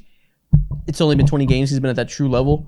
And I'm not holding the injuries against him in terms of like, I don't really care about injury proneness for these lists. But we haven't seen him for an extended period of time. I'm going to wait until we can do it for a full like half a season or whatever before I really think he's taking that leap for sure. Yeah. Also, It's hard to gauge LaMelo. Also, I just looked it It up. is. I just looked it up because I know that I did my research prior to the episode, right? But in the game since Embiid has gotten hurt, Tyrese Maxey is averaging 27.2 points per game. You bastard. So I was right. I was right on Tyrese. Don't disrespect the kid. Yeah. He's doing it. He's doing that .2 save, Bro, he had- that .3 He saved had your a life. I love it. 51 against Utah. Like, good Lord. Exactly. What- that wasn't- Immediately was like, oh, this is what I have to do. I got you. I'll drop 50. Yeah, and I Yeah. think 6 for Scotty is a little generous. I get it. I'm high on him too. I think for what he's done this year since becoming the one option, it's a bit high, but I understand it, especially because I know you're projecting. I think he'll be there next year too. Like I going think, forward, I don't yeah, go like crazy out of it. in terms of like whatever Scotty Barnes ends up to be, he'll be useful in a plethora of ways, in similar ways that you guys see, in similar light that you guys see Chet Holmgren as. I see him in that same light, same tier, except he might have a little bit more because of the shot making ability that he displayed and the jump shot leap that he displayed this past year. Chet's shot making is better than Scotty Barnes. For sure. Well, Okay. let's say creation. That's a better way to put it. Chet's shot creation is better than it's close. But it's basically Okay. even. Chet's shot making is so underrated. That man can dribble as a big. It's crazy. No, yeah, for sure. What did you say? Has he hang polo OD? Like, yeah, like he can. Obviously, that's his bag. That's his bag for sure. No, he's good at that. But no. Okay, we can move on to top 5. I mean, clearly we have a very big disagreements in here, but we've talked about all these players so far. Again, I don't know how y'all can put Jaren this high. I get we're disregarding this year, but listen, this year matters, and it looks crazy to me. Nah, it doesn't. Next these names. Not for oh my me. god, whatever. Okay, keep going. All right, anyways, I have Zion at 5, Tyrese Halliburton at 4, Victor at 3, Ja at 2, and Anthony Edwards at 1. Wow. I have the same exact 5, except I swapped Tyrese Maxey and Zion. I have Tyrese at 5 and the same 5 outside of that. Love it. Wow. Let's go. Okay.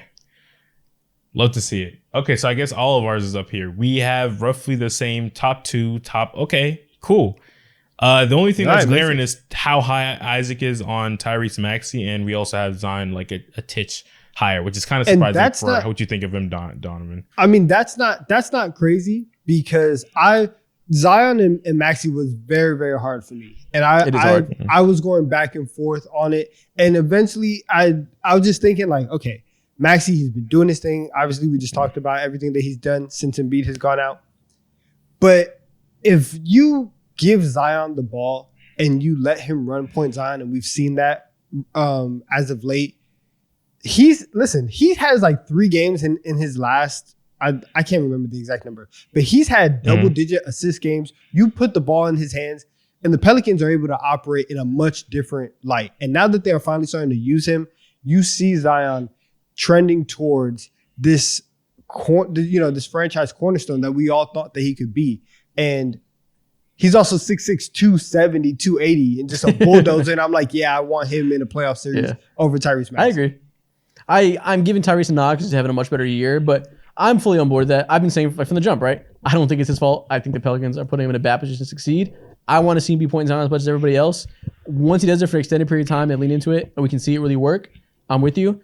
And just like you said, it's difficult. I feel like I had to give Tyrese Maxey credit because you put it side by side. He's having so much better over a year. Like, it's really not that hard when you're looking at just this year so far. And I would have felt like a Zion dick eater if I didn't put Maxey above him. That is hilarious. We're right here. Like, So the sign is right here, buddy. That's where my biases go. I've always been pro Zion. be me, though. I slept on Maxey. I've been high on Zion forever. I felt like I would have been biased if I put Zion above him. okay. Oh, man.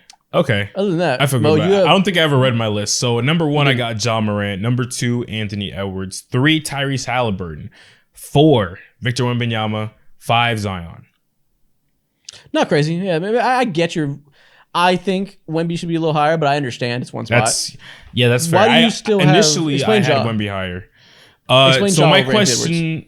So my question to you guys right now is: the last time that we saw Ja healthy, or we could say last year, who would you rather have on your team? This year's That's what I Anthony thought about. Edwards or Ja Morant? That's like the biggest question, in my opinion. Like it's tooth and nail at this point because Ja Morant's jump shot is still like lacking, and it's a part of his game that needs to be addressed in some form of capacity. But the decision making is there, in my opinion. That trumps all at the end of the day. But that is all like consider your team as well. But for Anthony Edwards, the jump shot there and the defense is absolutely like a clear difference too. And those are some of the most important things in the game of And basketball. there's your answer. There's your Yeah. answer. So- He's a legitimately really good defensive playmaker. Like he's in previous years, his fans have called him like an elite defender and stuff. And it was ridiculous when his first and second year when he was coming up. But this year, he has a lot of help behind him, so it makes him look better. But he's been a legitimately very strong defender in a way that I think is noticeably more valuable than what Ja brings to that end, obviously. And that was a tiebreaker for me. Maybe you could say Ja is a little bit more efficient of a scorer, better passer, clearly. That defense trumps whatever Ja brings over the scoring of Anthony Edwards, I think. I think, in my opinion, like the or the decision making at the end of the day is what also like sets it apart for me just a little bit. Because of course, like I see Anthony Edwards take bad shots all the time. Ja Morant knows specifically how to take and pick and choose his spots. Now the defense, again, whole nother conversation that we're having, and that's where it's like kind of null and void. But that's why I'm like kind of leaning. That's why I slightly lean towards Ja Morant, because I'm comparing his past year to what Anthony Edwards is right now. But I can't hate on you right now at all. Ja's a point Free. guard. He should be a better playmaker and decision maker. That's not Anthony Edwards. Is not a point guard, right? Like he can get better at that, but it's obviously Ja is a better passer. The nature of the type of player they are, and I think for the roles they play, Anthony Edwards is mostly fine. We'll see it be tested in the playoffs, and it really matters this year when they're really trying to contend. But I don't think he's like an awful decision maker or anything like that, to the point where I'd really ding him for it. No, I think it just his decision making is just like, I don't know. It just makes it more clunky when Karl Anthony Towns is there. So that's like a natural 3% tax type shit. You know what I'm saying? So He's less. It's harder for him to get to his spots a little bit. I would just feel more confident and comfortable with Ja Morant as my 1-2 day if I had to win an NBA game, if he was healthy, of course, compared to Anthony Edwards. But I can't. I get that. I get that. It was hard for the same reasons. I agree with you for the most part. Damn. So did What we about do it? Wemby? What about Wemby? You have Tyrese Halliburton over Wemby. Oh yeah, that was just like tooth and nail again. I initially had Wemby above Tyrese Halliburton, but I didn't want to let like the nasty stretch that Tyrese has been on with nagging injuries necessarily sway me too much, because he was genuinely moving for the most part of the season as one of the 3 best point guards in the entire NBA. Which is, I said 3. Let's say 4 to be safe. Okay, 4 to be safe. 4 best point guards in the entire NBA, which is such a scary leap to go ahead and witness. And Wemby, although he's been like fantastic, we haven't seen that we only seen that fantastic for 60% of the season, soon to be 70 if he continues to be on this tear. Same for Tyrese. I mean, I don't blame Tyrese for slowing down either. Not the same for Tyrese. Yes, it is. He was averaging 24 and going crazy, and that's why we had him in these high conversations, right? He's down to 20 points per game. Granted, not his fault. He got hurt. He's playing through it. But we only saw that stretch for the first half of the year, and he significantly cooled down. Not to say I think he can't get back to that, but it's to be seen, right? He's back to what he was last year, which is still a great player and still should be top 5 on this list. But the reason we're really elevating him is because he went from a 20 point per game score to like 25 on elite efficiency, and that's something that you have to see maintained, because that's a hard leap to make.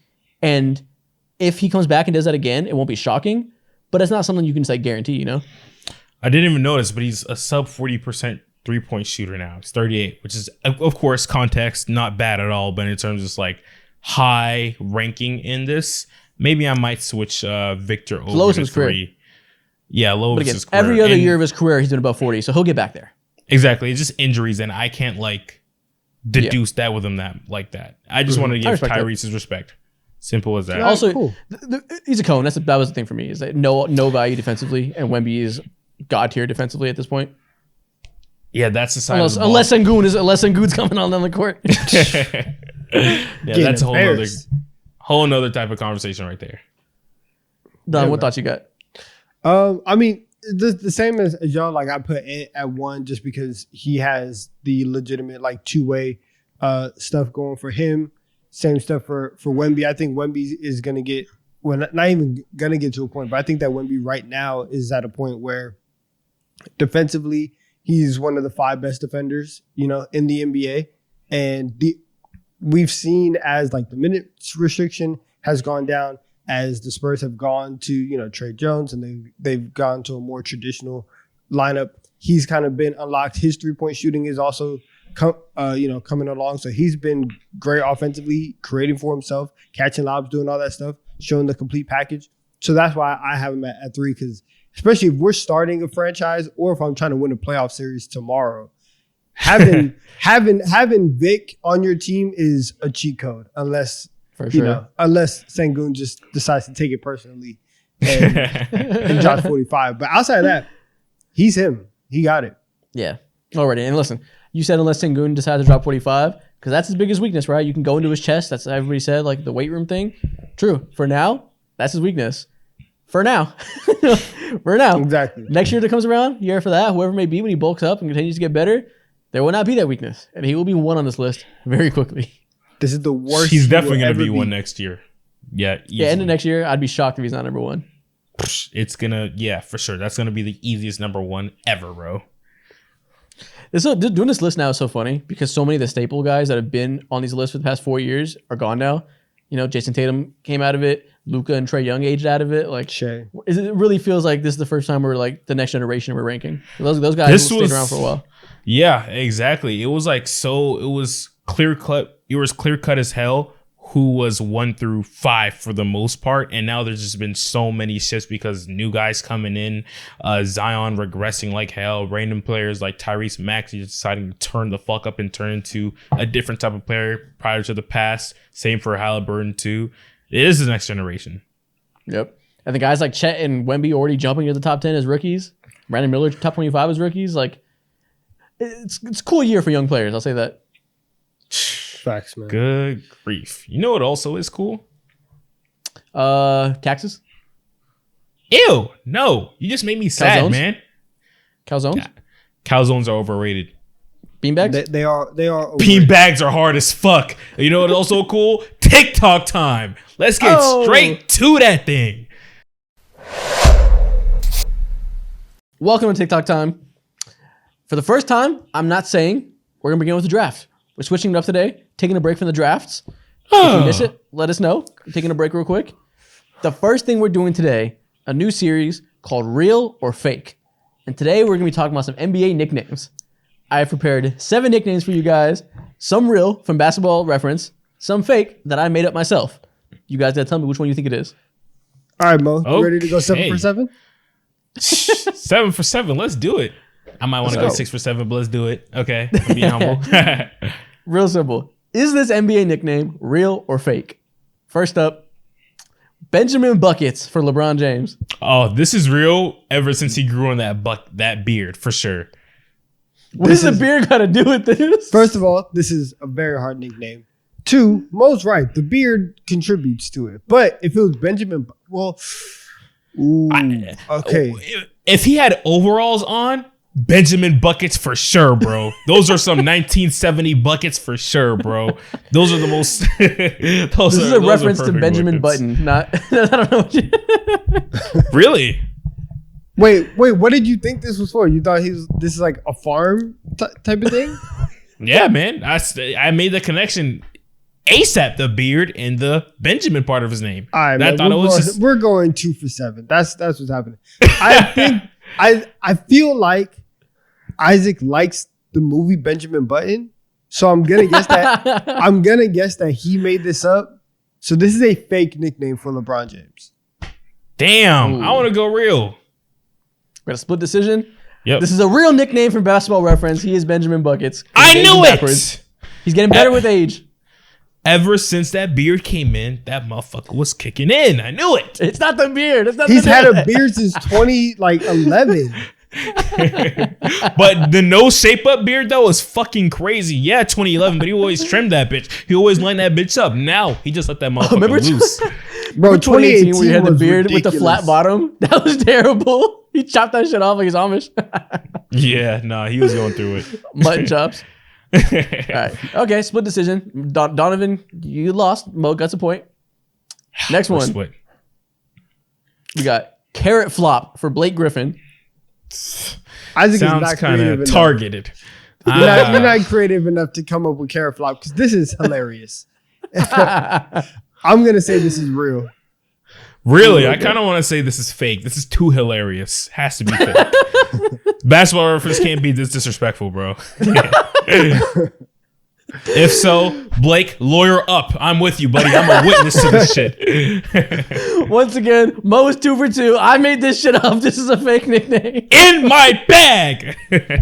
Apparently, I am too. Donovan thought it was too good to come from my brain. My bad. Yeah, no. I know, Isaac, man. Let's do this shit. I didn't even think you would like know Carrot Top as like a reference. This is mad pop culture in my brain. You don't understand how online I am. Yeah, too targeted. I knew it. Trying to see. All right, next up. The drunken dribbler for Corey Brewer. Ooh, he's the most uptight dribbler I've ever seen in my goddamn life, bro. He dribble like he's trying to throw the ball through the court. He hooped like he got a centimeter stick down his fucking jersey, bro. Like it's so awkward. That's a crazy visual, by the way. But imagine it though. Spine. Yeah, try to He's on a run with pole. the stick down his spine. Exactly. The scarecrow. Drunken dribbler is kind of crazy though. Is Isaac trying to trick us here? I think so. This is fake. What? I want to call this real. Hopefully I'm wrong, but damn. Mo is 3 for 3. What is Donovan cooking? This is real. Oh shit! Basketball Reference. What happened to compassion? Oh my gosh! I don't know Corey where this Brewer. came from, but the internet decided he's a drunken dribbler. Oh my goodness, this is hilarious, bro. This man Corey Brewer is not doing nothing but being a great assistant coach for some random team. I forget which one. I think he's an assistant coach for the Pelicans. Damn, tragic. Good for him. Good for him. Love it. Career after basketball, within basketball. Love that for every retired player. Next up, Sloppy Toppin for Obi Toppin. Oh gosh. This is real. Oh, you're a Knicks fan. I'm guessing this is real. I've seen several people make this joke before, and so I don't know. I don't know if Basketball Reference has acknowledged it as a real nickname, but it's definitely out in the wild. It's out in the ether. People have called him this before. Obi So Toppin's been getting away with a lot of clumsy shit because he does a lot of cool dunks. He definitely is Sloppy Toppin. This is real. This is not real. I made this up. I'm sure somebody else made the joke, look. but this is not a real nickname. Sloppy Toppin is crazy. Damn. I'm not going on Basketball Reference and sing a Sloppy Toppy joke. Okay. Yeah, I should have pulled that. Damn. Get your mind out of the gutter. Okay. Let's I be hate back. this This is a game. I hate this PG-13 show. It's not fun. Look, Donovan hasn't got a single one. It's not fun. This is your team, Donovan, too. Tragic. I told you this is bro. People have called him this before. I thought it was officially. It's an easy joke. I'm sure I'm not the first one to make it, but it's not a widespread nickname. Bro, next one. All right, next one. The Bostrich for Chris Bosh. This sounds This is corny hard enough. as fuck. This is This- real. It sounds is corny real. enough to be on Basketball Reference. I'm going real. This is real as fuck. That neck is long as hell, bro. Bostrich? I've never thought of that in my entire life. I want it to be real. Fuck it. a bar. Fuck this game. Who cares about this game? Make it real right now. This is a real nickname. Donovan finally got one right. Let's go. Let's go. The Bostrich is, oh my gosh, that's a top tier nickname. Top tier nickname. No, Finally, it's hard. I don't think he would like this very much, but it's hard. he would not. He needs to go ahead and He would not channel that in, appreciate bro. this. It's hilarious. All right, next one. The dry erase marker for Josh Hart. Who the hell gave him this nickname? What does that mean? He collects boards. He erases boards. I don't know what this means. Ooh, you're onto something. I get it. This is so I kinda lame. get it. This is a real one. It's so lame It's that it real, feels though. real. It's real. It's so lame that it feels real. Who Exactly. gave him this? I'm not gonna lie, this is fake as hell. I thought it was the most random thing I could think of. You made the dry erase marker on the board thing. I wasn't even thinking about that. I just picked a random object. Bro, he grabbed like 15, I 11 hate rebounds or these something like that the other day. This is what he does. Ah, gross. I pulled this out of thin air. I think you're bad luck for me right now, Donovan. I can never side with you again. I wouldn't side with me if I could. if I had the chance, I would jump ship right now. This is not fun. All right, next one. The soup chef for Kevin Durant. This is weird. What correlation does soup have to do chef? with KD? I'm All going he- real. I'm going real. all- I don't all have he any cares reason, about- but I'm going real. All he cares about is getting buckets, his ganja, and his mom. What does soup have to do with him? Gotcha. I'm going fake. That's just crazy.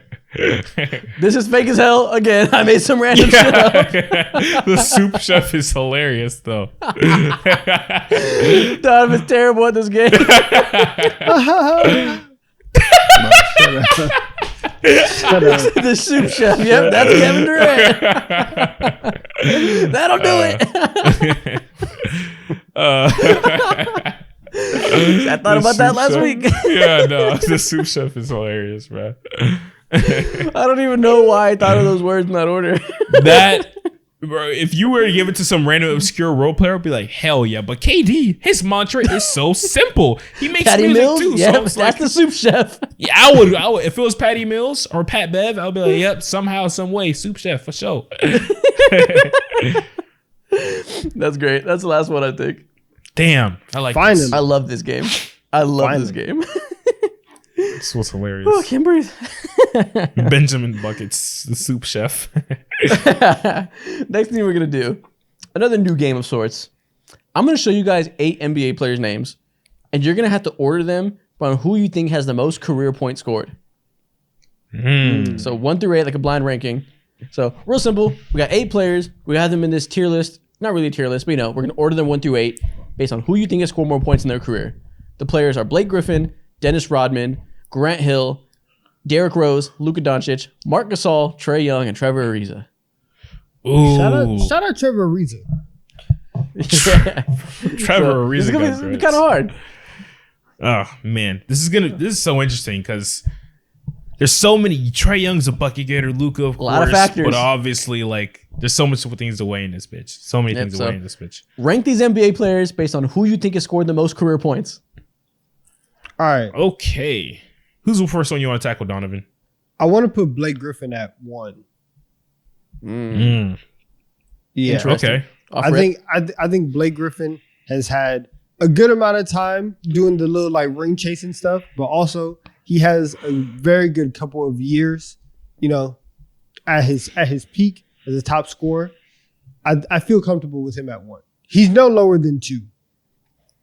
I can agree with that. I feel like you're right about that. The first year, or his real first year in the NBA, he off rip averaged like 19 points or so. Been Yeah. doing it for a while, but the injuries do add up. But I feel comfortable with 1. No more than like 3 in my opinion, but we could rock with 1 for sure.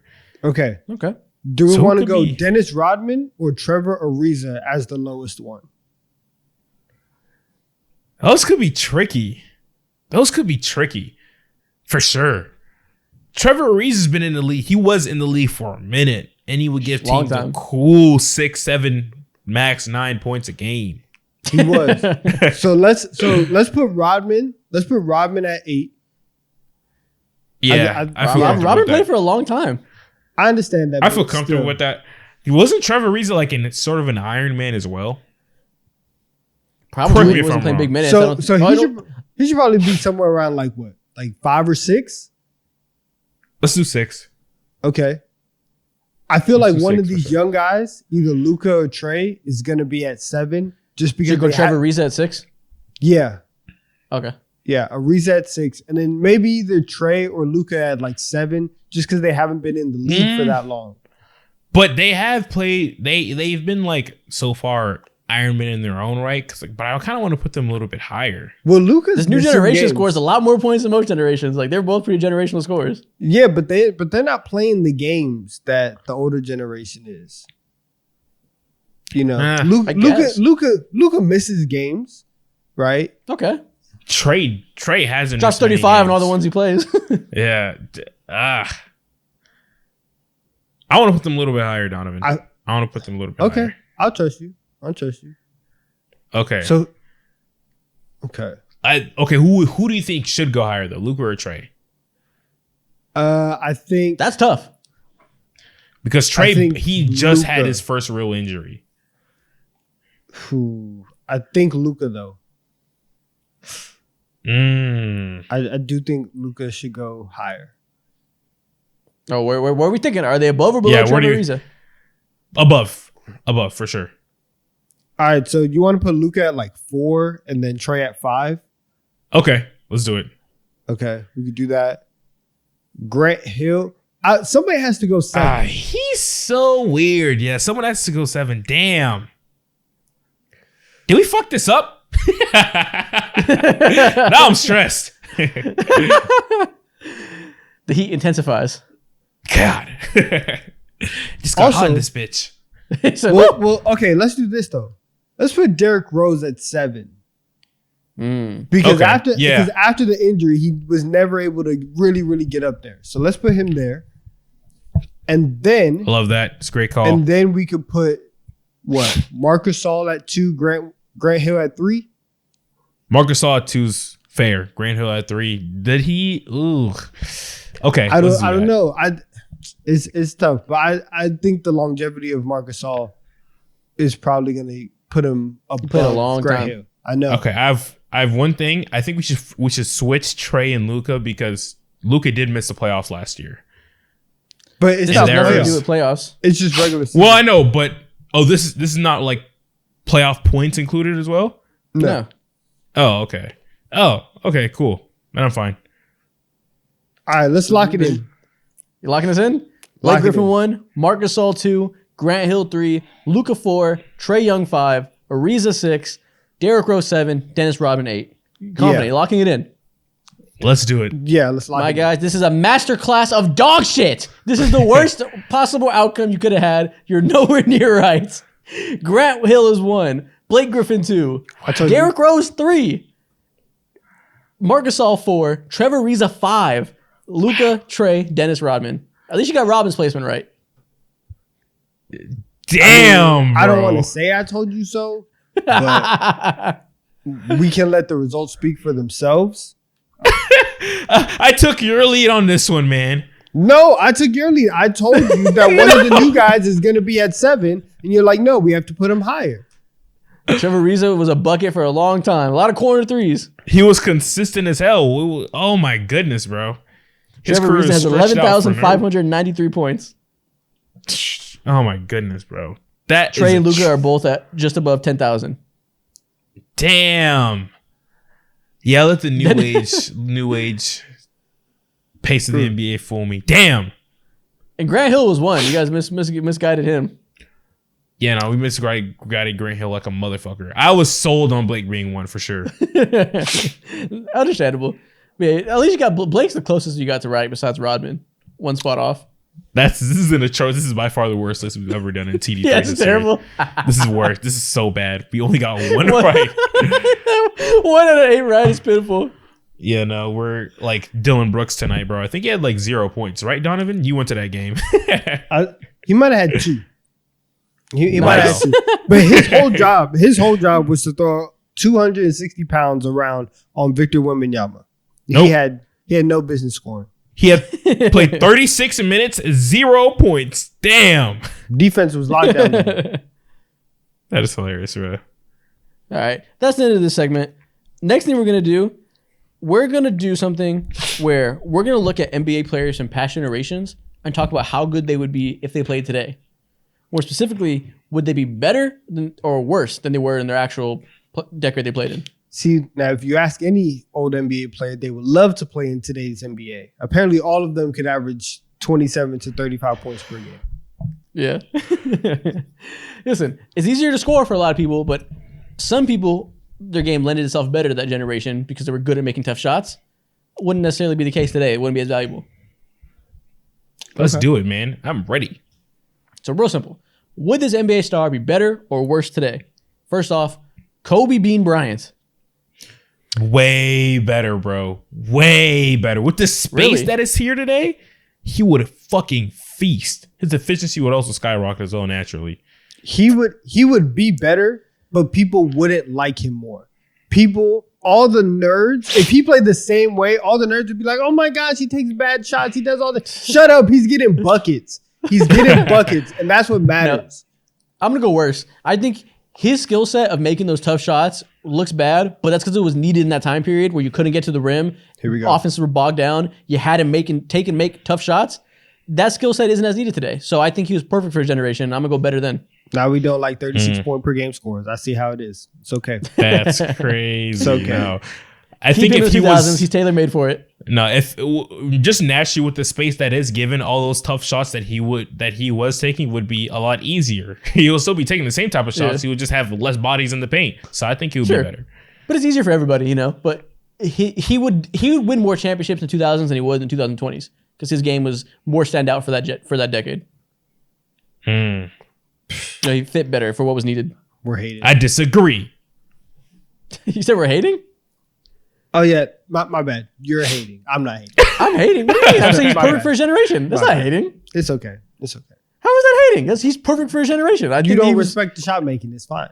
I see. What do how you mean? I'm I saying see that how shot you making view was the game. needed. It's okay. It's okay. What are you fucking talking about? I'm You complimenting don't like him. greatness. You don't like 5 rings. That's not what, What that's are not you what you're saying? about. I am complimenting him. That's not what you're about. I'm saying he gets hated on too much.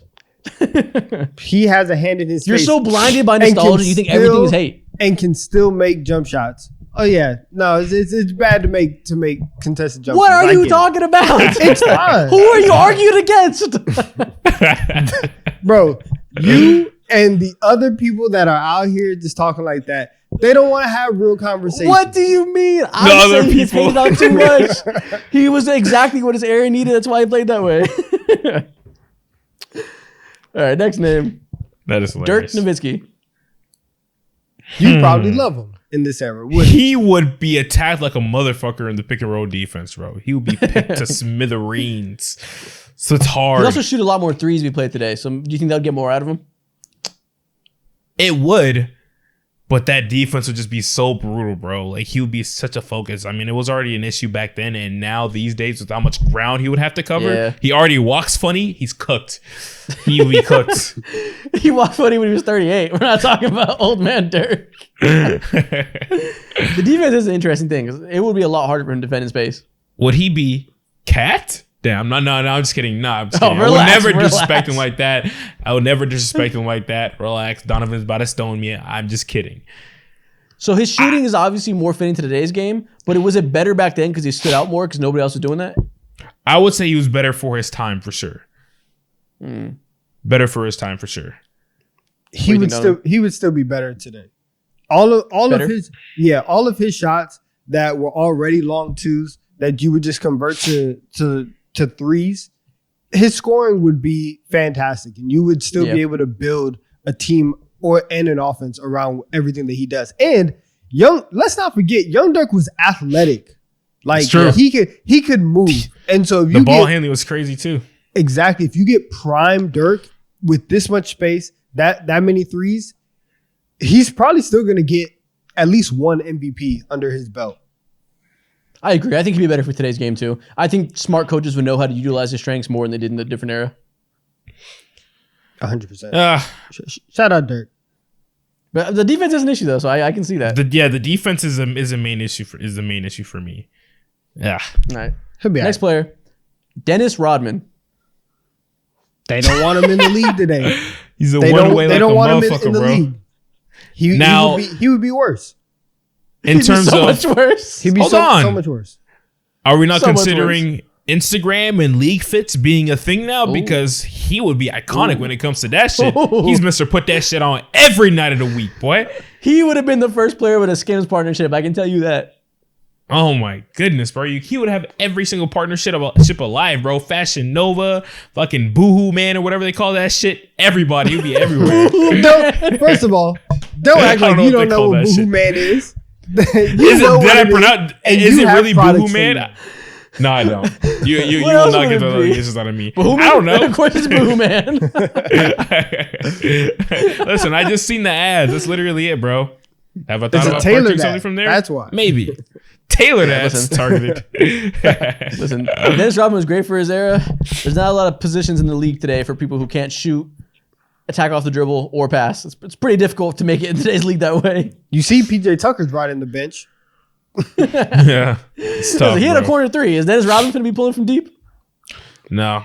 I can tell look you at about PJ 30. Tucker, look at PJ Tucker, who has fire shoes and a 3-point shot, and look at what Dennis Rodman has right now. He has one of those two things. I'll give him credit on the shoes. No corner three. Sorry, Dennis, you're made for your era. Next player, Yao Ming. He'd get ran off the floor. Really? He'd get ran off the floor. He would not be able to survive. I'm sorry. He can't. Imagine him trying to guard a Shai Gilgeous-Alexander, Chet Holmgren pick and roll. He wouldn't know what to do. Man. So you're saying that he would just be a modern day Boban Marjanovic? With better scoring, obviously, but defensively, yes. Damn. That's tough. Again, he's another guy perfectly made for his era. He'd be more Bol than Boban. No, not Boban. My bad. Not Bobo. He'd be more Taco Fall than Boban. What? That's even worse. Taco is like in Spain right now. No, Yao Ming could still score. He'd still be a good offensive player. He can't. He can't. He'd probably be shooting threes too if he came up today. He had a little shooting touch on him. He would be a. Hey, Jaylen Brown would cross him. Jaylen Brown would cross him into oblivion. Oh, that'd be brutal. All right, next player, Wilt Chamberlain. Run and dunk man. Ooh. He goes stupid. I'm not gonna lie, he'd eat today. He'd go crazy. He would. Well, actually, he might be worse because the pace wouldn't be as fast. Shit, we're getting back to that pace. Listen, he wouldn't be. I mean, he was like by far the best player in the world back then, so it's kind of hard to be better in a different era. Yeah, he definitely is better for that time period. I don't see a world in where is he going to be better than Nikola Jokic, Joel Embiid, AD, Wemby, Bam. I don't know. I don't know if that skill set will be there to match up with. We get Wilt Chamberlain rolling downhill with space, catching lobs from Trae Young. I don't know. It's nice. He'd break Wemby. If he was going downhill I can't even say it the right way. If he was going downhill with speed, he would cave Wemby's chest in. So like fast Shaq. He might be crazy. He might win 4 rings. Nah. So he's better for now. Damn. He's a fast break merchant though. I will stick to his pass. Yeah, he can't be better than the fucking best player in the world, averaging 50 points, but he'd be pretty great today. How many points do you think he would average today? 35. What? Yeah, wow. Wow, okay. A lot. He'd be slightly better Giannis. All right, next player. Magic Johnson. Oh my God, he would be feasting today too. He'd be better today. He'd be insane with spacing. He would be feasting today, bro. He would dissect any offense or defense imaginable, bro. Unguardable. Walking mismatch. You try to switch against him, put little guards on him with that space. He'd be insane. Well, even though, yeah. Everywhere, put him in Tyrese Halliburton spot in the Pacers, kicking it out to all the shooters. He'd be going stupid. Oh my God, bro. Yeah. Now he would be way better with today's pace and space, bro. Listen, he could make the Pistons a good team if he was playing in this era. That's a Herculean effort. It's Y'all a remember bold 2019 statement. Ben Simmons? We saw him play. He dropped like 30 against LeBron, and we thought this guy was the fucking messiah for we thought he was a messiah for a night. Magic would do that every night. It would be ridiculous. He'll be, bro. He'll be better. He might be like fucking the GOAT this generation. Speaking for a lot of people there. I did not think so. I just saw that tweet this morning. People were like, "What happened to this Ben Simmons man? We thought he was the one." Tragic. No, 2019 me thought Ben Simmons was the next GOAT. I was like, this guy's gonna be insane. It's ridiculous. I thought he was Giannis V2. You got scammed. How the mighty have fallen.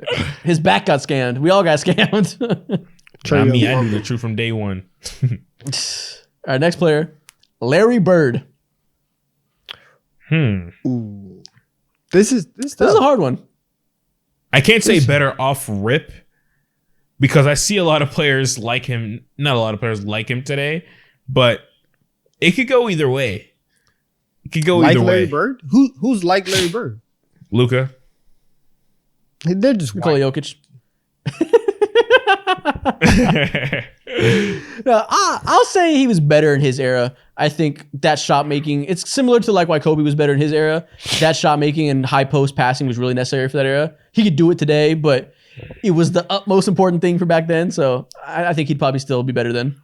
You saying he's Bojan Bogdanovic today? It's a damn shame, Isaac. It's a damn shame. No, he'd be a 6'8" Nikola Jokic. He'd be playing very similarly.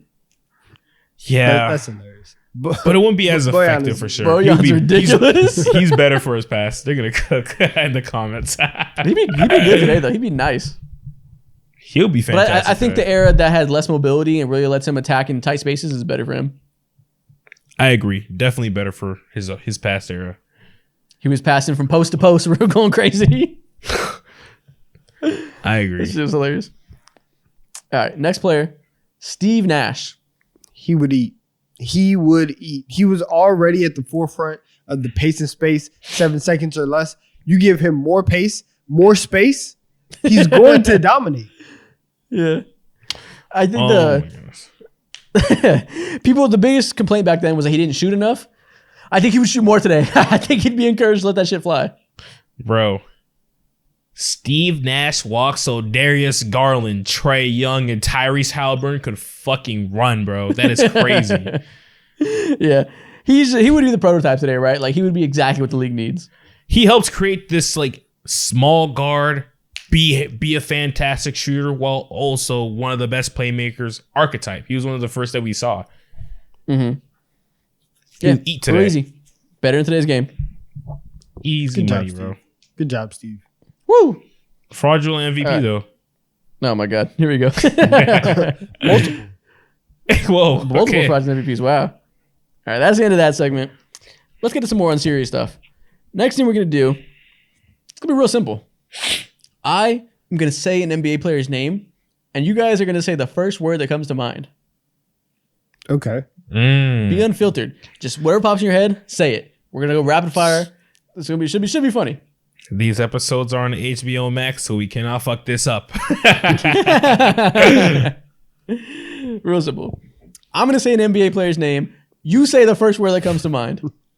Charles Barkley. Round mound to rebound.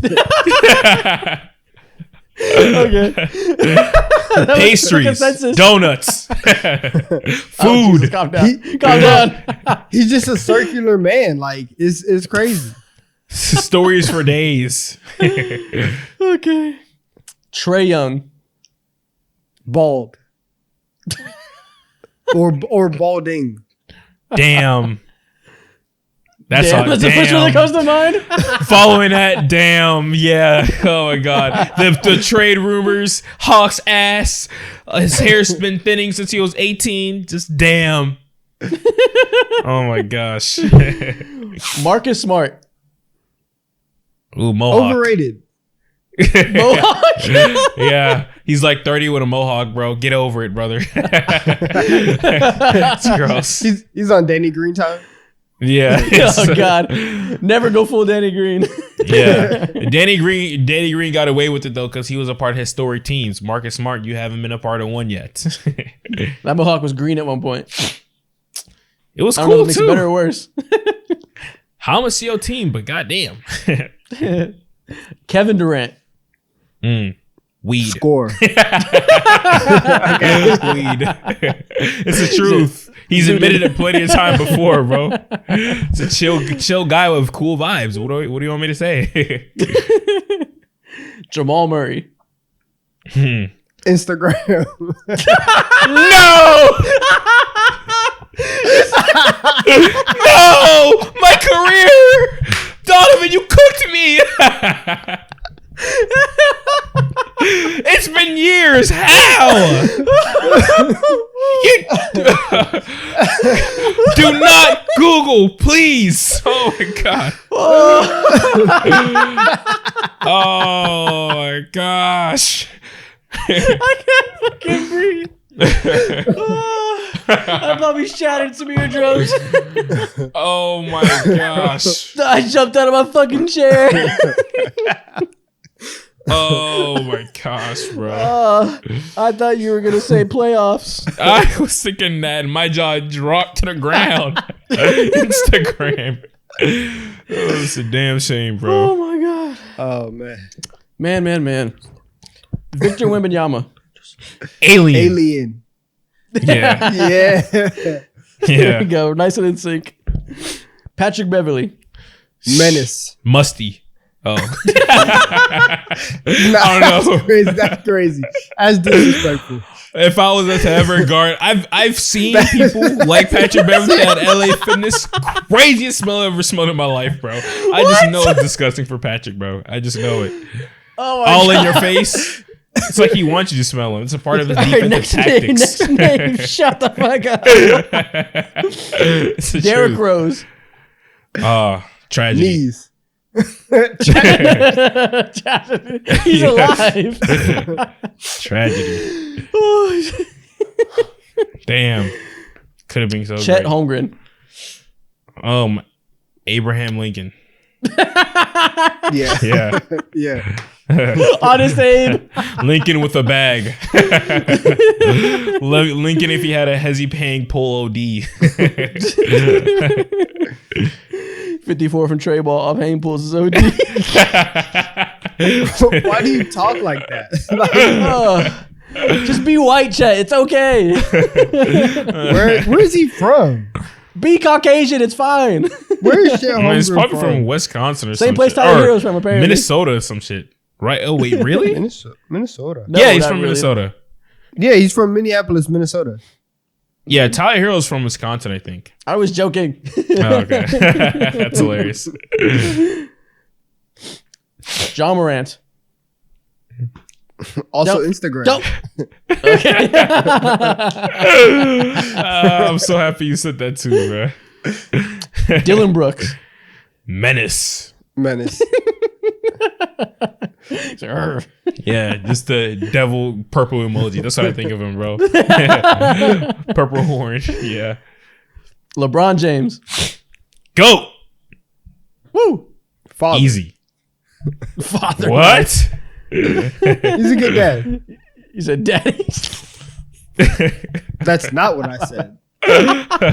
That's just not what I said. Anthony Davis. CDL. Underrated. Damn. Oh my gosh. CDL, you're the devil. Fuck you. Oh, that's the end of that segment. That was fucking hysterical. Anybody who stopped watching before we got to that, you missed out. That was hilarious. That was so unserious. Oh my god. No, What we're do I have bringing this left, back. man? We're bringing this back. Oh, we're for sure bringing this back. For sure. Such a good damn impression. For sure bringing I'm glad it you got back. it. I'm glad you got it. What do you want to do next? Do we want to go ahead I'm and trying get to- serious real quick? No, got a I game don't. for But y'all. I don't want I to got go a ahead. game for y'all. let's do it though. Go ahead. Okay, so up on the board, producer Nikhil is going to show you guys. Nikhil. Yeah. I want you guys to go ahead and guess the top 10 rebounding leaders of all time. All right. Ooh, interesting. All time. Okay. Think of somebody who grabbed a lot of balls throughout their entire career. Oh, shit, bro. What is All wrong right, with man. me? All right. Okay. Say Let's just the turn hook. off the lights. First of all, is Dennis Rodman on this list? Oh, my goodness, you came in this bitch with a vengeance. But I'm sad to tell you he is not on this Damn list. it. Kareem Abdul-Jabbar. I thought he grabbed so many balls. You are correct. Kareem is on this list. Okay. Okay, by that logic, is Wilt Chamberlain on this list? Wilt is number 1 on this list, actually. Okay. Of course Should have he known. is. Should have known. Bill Russell. 23K. Bill Russell is on this list. You cooking. There we go. We're just picking centers. What do, low key. There's no way. Is Andre Drummond on this list? Just throw it out there. There's no way, right? That is not a bad guess because he is not on this list. Okay, I didn't think so. That's not, just in case. Not a bad guess, though. Moses Malone. Damn. for sure on here, You for and sure your on here. old head back. He is on this list. There we go. Love it. What was I going to say? Tim Duncan has to be on here, right? Played forever. He's steady and ready. You know he's on this list. Of course, naturally. It's just the greatest big man of all time list. That's all it is. Right. Shaquille O'Neal? Shaquille O'Neal is not on this list. Hakeem. Oh, that's surprising. Hakeem is not on this list. I could have told you that. What? I knew that. Did you? Not really. Who else? Okay, so we're getting the easy ones out of the way. I know. Who else? Is Kevin Garnett on this list? Kevin Garnett is on this list. There we go. Ah. He played for a minute. Forever. Oh, is Dirk on this list? I also played forever. Ooh, Dirk is not on this list. He wasn't grabbing boards his last like 10 years. My bad. Is Dikembe Mutombo Facts. on this list? Mutombo is not on this No way. He list. didn't play that long. Oh, it's getting difficult now. Who's for? Who are we not thinking of? Who? Okay. Is Nasty Man on this list? I'm sad to Gotta say, be. but he's on this list. God damn it. Tragic. You are correct. That's why I figured. That's why I figured. Yep. Dang. Yes, Where man is was he? at number 7. He was at number 7. Okay. Okay, who else are we So you missing? got 4 left, 8 and 10. Okay, 3 players. Who would I think of? Who are we overlooking from other generations? Other great big men. Is there anybody that's not a big on here? Like, is LeBron on this fucking list? No, That'd be random. I didn't think so. not a It's bad gotta be all guess. though. bigs. Who Trying are to you think- overlooking? trying- It's probably somebody real simple. Number 4. There's a GOAT there that we're not guys thinking about. are gonna hate yourself. Okay. Man, I gotta look at the list of NBA. I gotta look at the team logos. Is David Robinson on this list? Oh. Ooh, David Robinson is not on this list, buddy. Oh my god. Who could You guys are already gonna be hate there? yourselves. Chamberlain. I'm not. I'm So I'm one gonna of the find the most- answer. Charles Barkley. Damn, he's not on this list. God damn it, man. Wow. Thought I Wow. unlocked something hidden. Wow, that's crazy. Who are we not thinking of? I can't Apparently believe it's you guys somebody are forgetting simple. him. It's an all-time great. All time great for sure. Chamberlain, Russell. Who are the greatest Jabbar. big men? Okay, so Kareem, Shaq, Wilt, Bill Russell, Is it- Hakeem. Who is this? Like Artist Gilmore? Oh, I'll be No, damned. that's a deep cut. Oh, thank God. That'd be so ridiculous. Who are we thinking of? Kevin McHale? I don't know. He's not on this list, buddy. I think I may got you guys tapped out potentially. No, But we're there's gonna- one that you guys have to fucking get at least, bro. Who are We're we missing, man? We're missing somebody, and it's gonna We're missing an easy one. it's gonna be terrible. I can't We give said no Hakeem. hints either. I can't give no hints. I we wish said I could, I Hakeem. wish We I said could egg it. Shaq. Hakeem, Shaq, Robinson. It's not. We already got Who's playing forever? Who is it that's so easy that he's saying we're forgetting? We should be ashamed of. Who is it? It's like Ewing. No, it's not Patrick Ewing. Motherfucker. What? Oh my God. I don't know. This is crazy. All time great. Wow. Shame on both of y'all. Do we shame, lose? shame. You guys Are should we- lose. You did guys we might lose? be cooked. We might be 5, 4, Wow. 3, 2. 2, I already said Dennis Rodman. I already. 1. It's over. not. At number 10 is Dwight Howard. Oh fuck. He's not an all. I was thinking like top 15 player of all time. 8, Robert Parrish. You guys are Oh, on the I same know. Okay. in the same vein, so I won't blame you for that one. And number 4, Elvin Hayes. Ooh, that's deep. I was never getting That this is one. deep. You guys are never getting I was that never one. gonna get Elvin. Yeah. I have was not just- thought about Elvin Hayes since 2K15. He was in 2K. Woo, man. Okay. I didn't even listen, man. Power to you, Isaac. You were deep in there. Trenches. Damn, Yeah, man. for The real. first top 10 we lost. Wow. I don't That's blame you hard. guys. I Unbelievable. don't blame you guys. Elvin Hayes was tough, but Dwight Howard, oh my goodness, I couldn't believe you forgot about Superman. I know, my bad. All right, next thing we're going to do, another new game. Got this from Babita Tailgate. He does this a lot with random people on the street, man on the street videos. I love them. Makes We're elite gonna- videos. Yeah, they're good. We're going to name random 2010s NBA players until somebody messes up.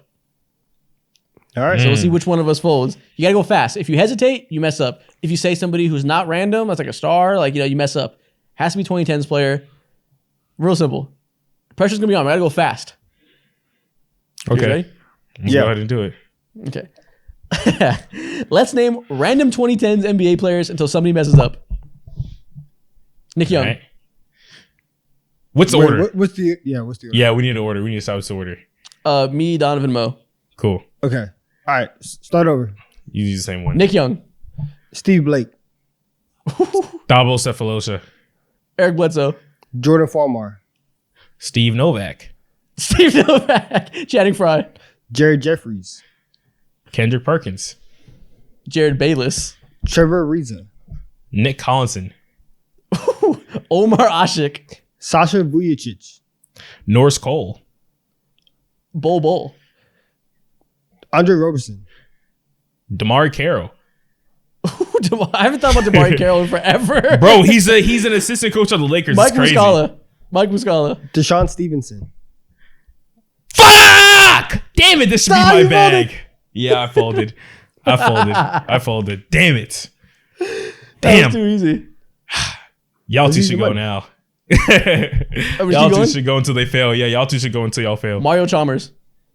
Rodrigue Beaubois, I don't know who that is. He gotta be fake. He gotta be lying. TJ McConnell. Mike Bibby, Delano Blanton. Chuck Hayes, Chuck Hayes. Close. Okay, that's tough. That's hard. Is that a 2010s player? Yes, he is. He's playing on the Raptors. He's ass. He used to be like a Okay. 6'6" power forward center. Wesley Matthews? Is that too known? That's good. That's good. That's good. is it? It's All right. pass. keep it It's going, pass. keep It's it going. pass. It's pass. Carl Landry, Josh Jackson. Okay. Eric Dampier, Oh, that was close. Dragan Bender. It's over. Damn. Oh my I was going to say goodness. Zoran Dragic next.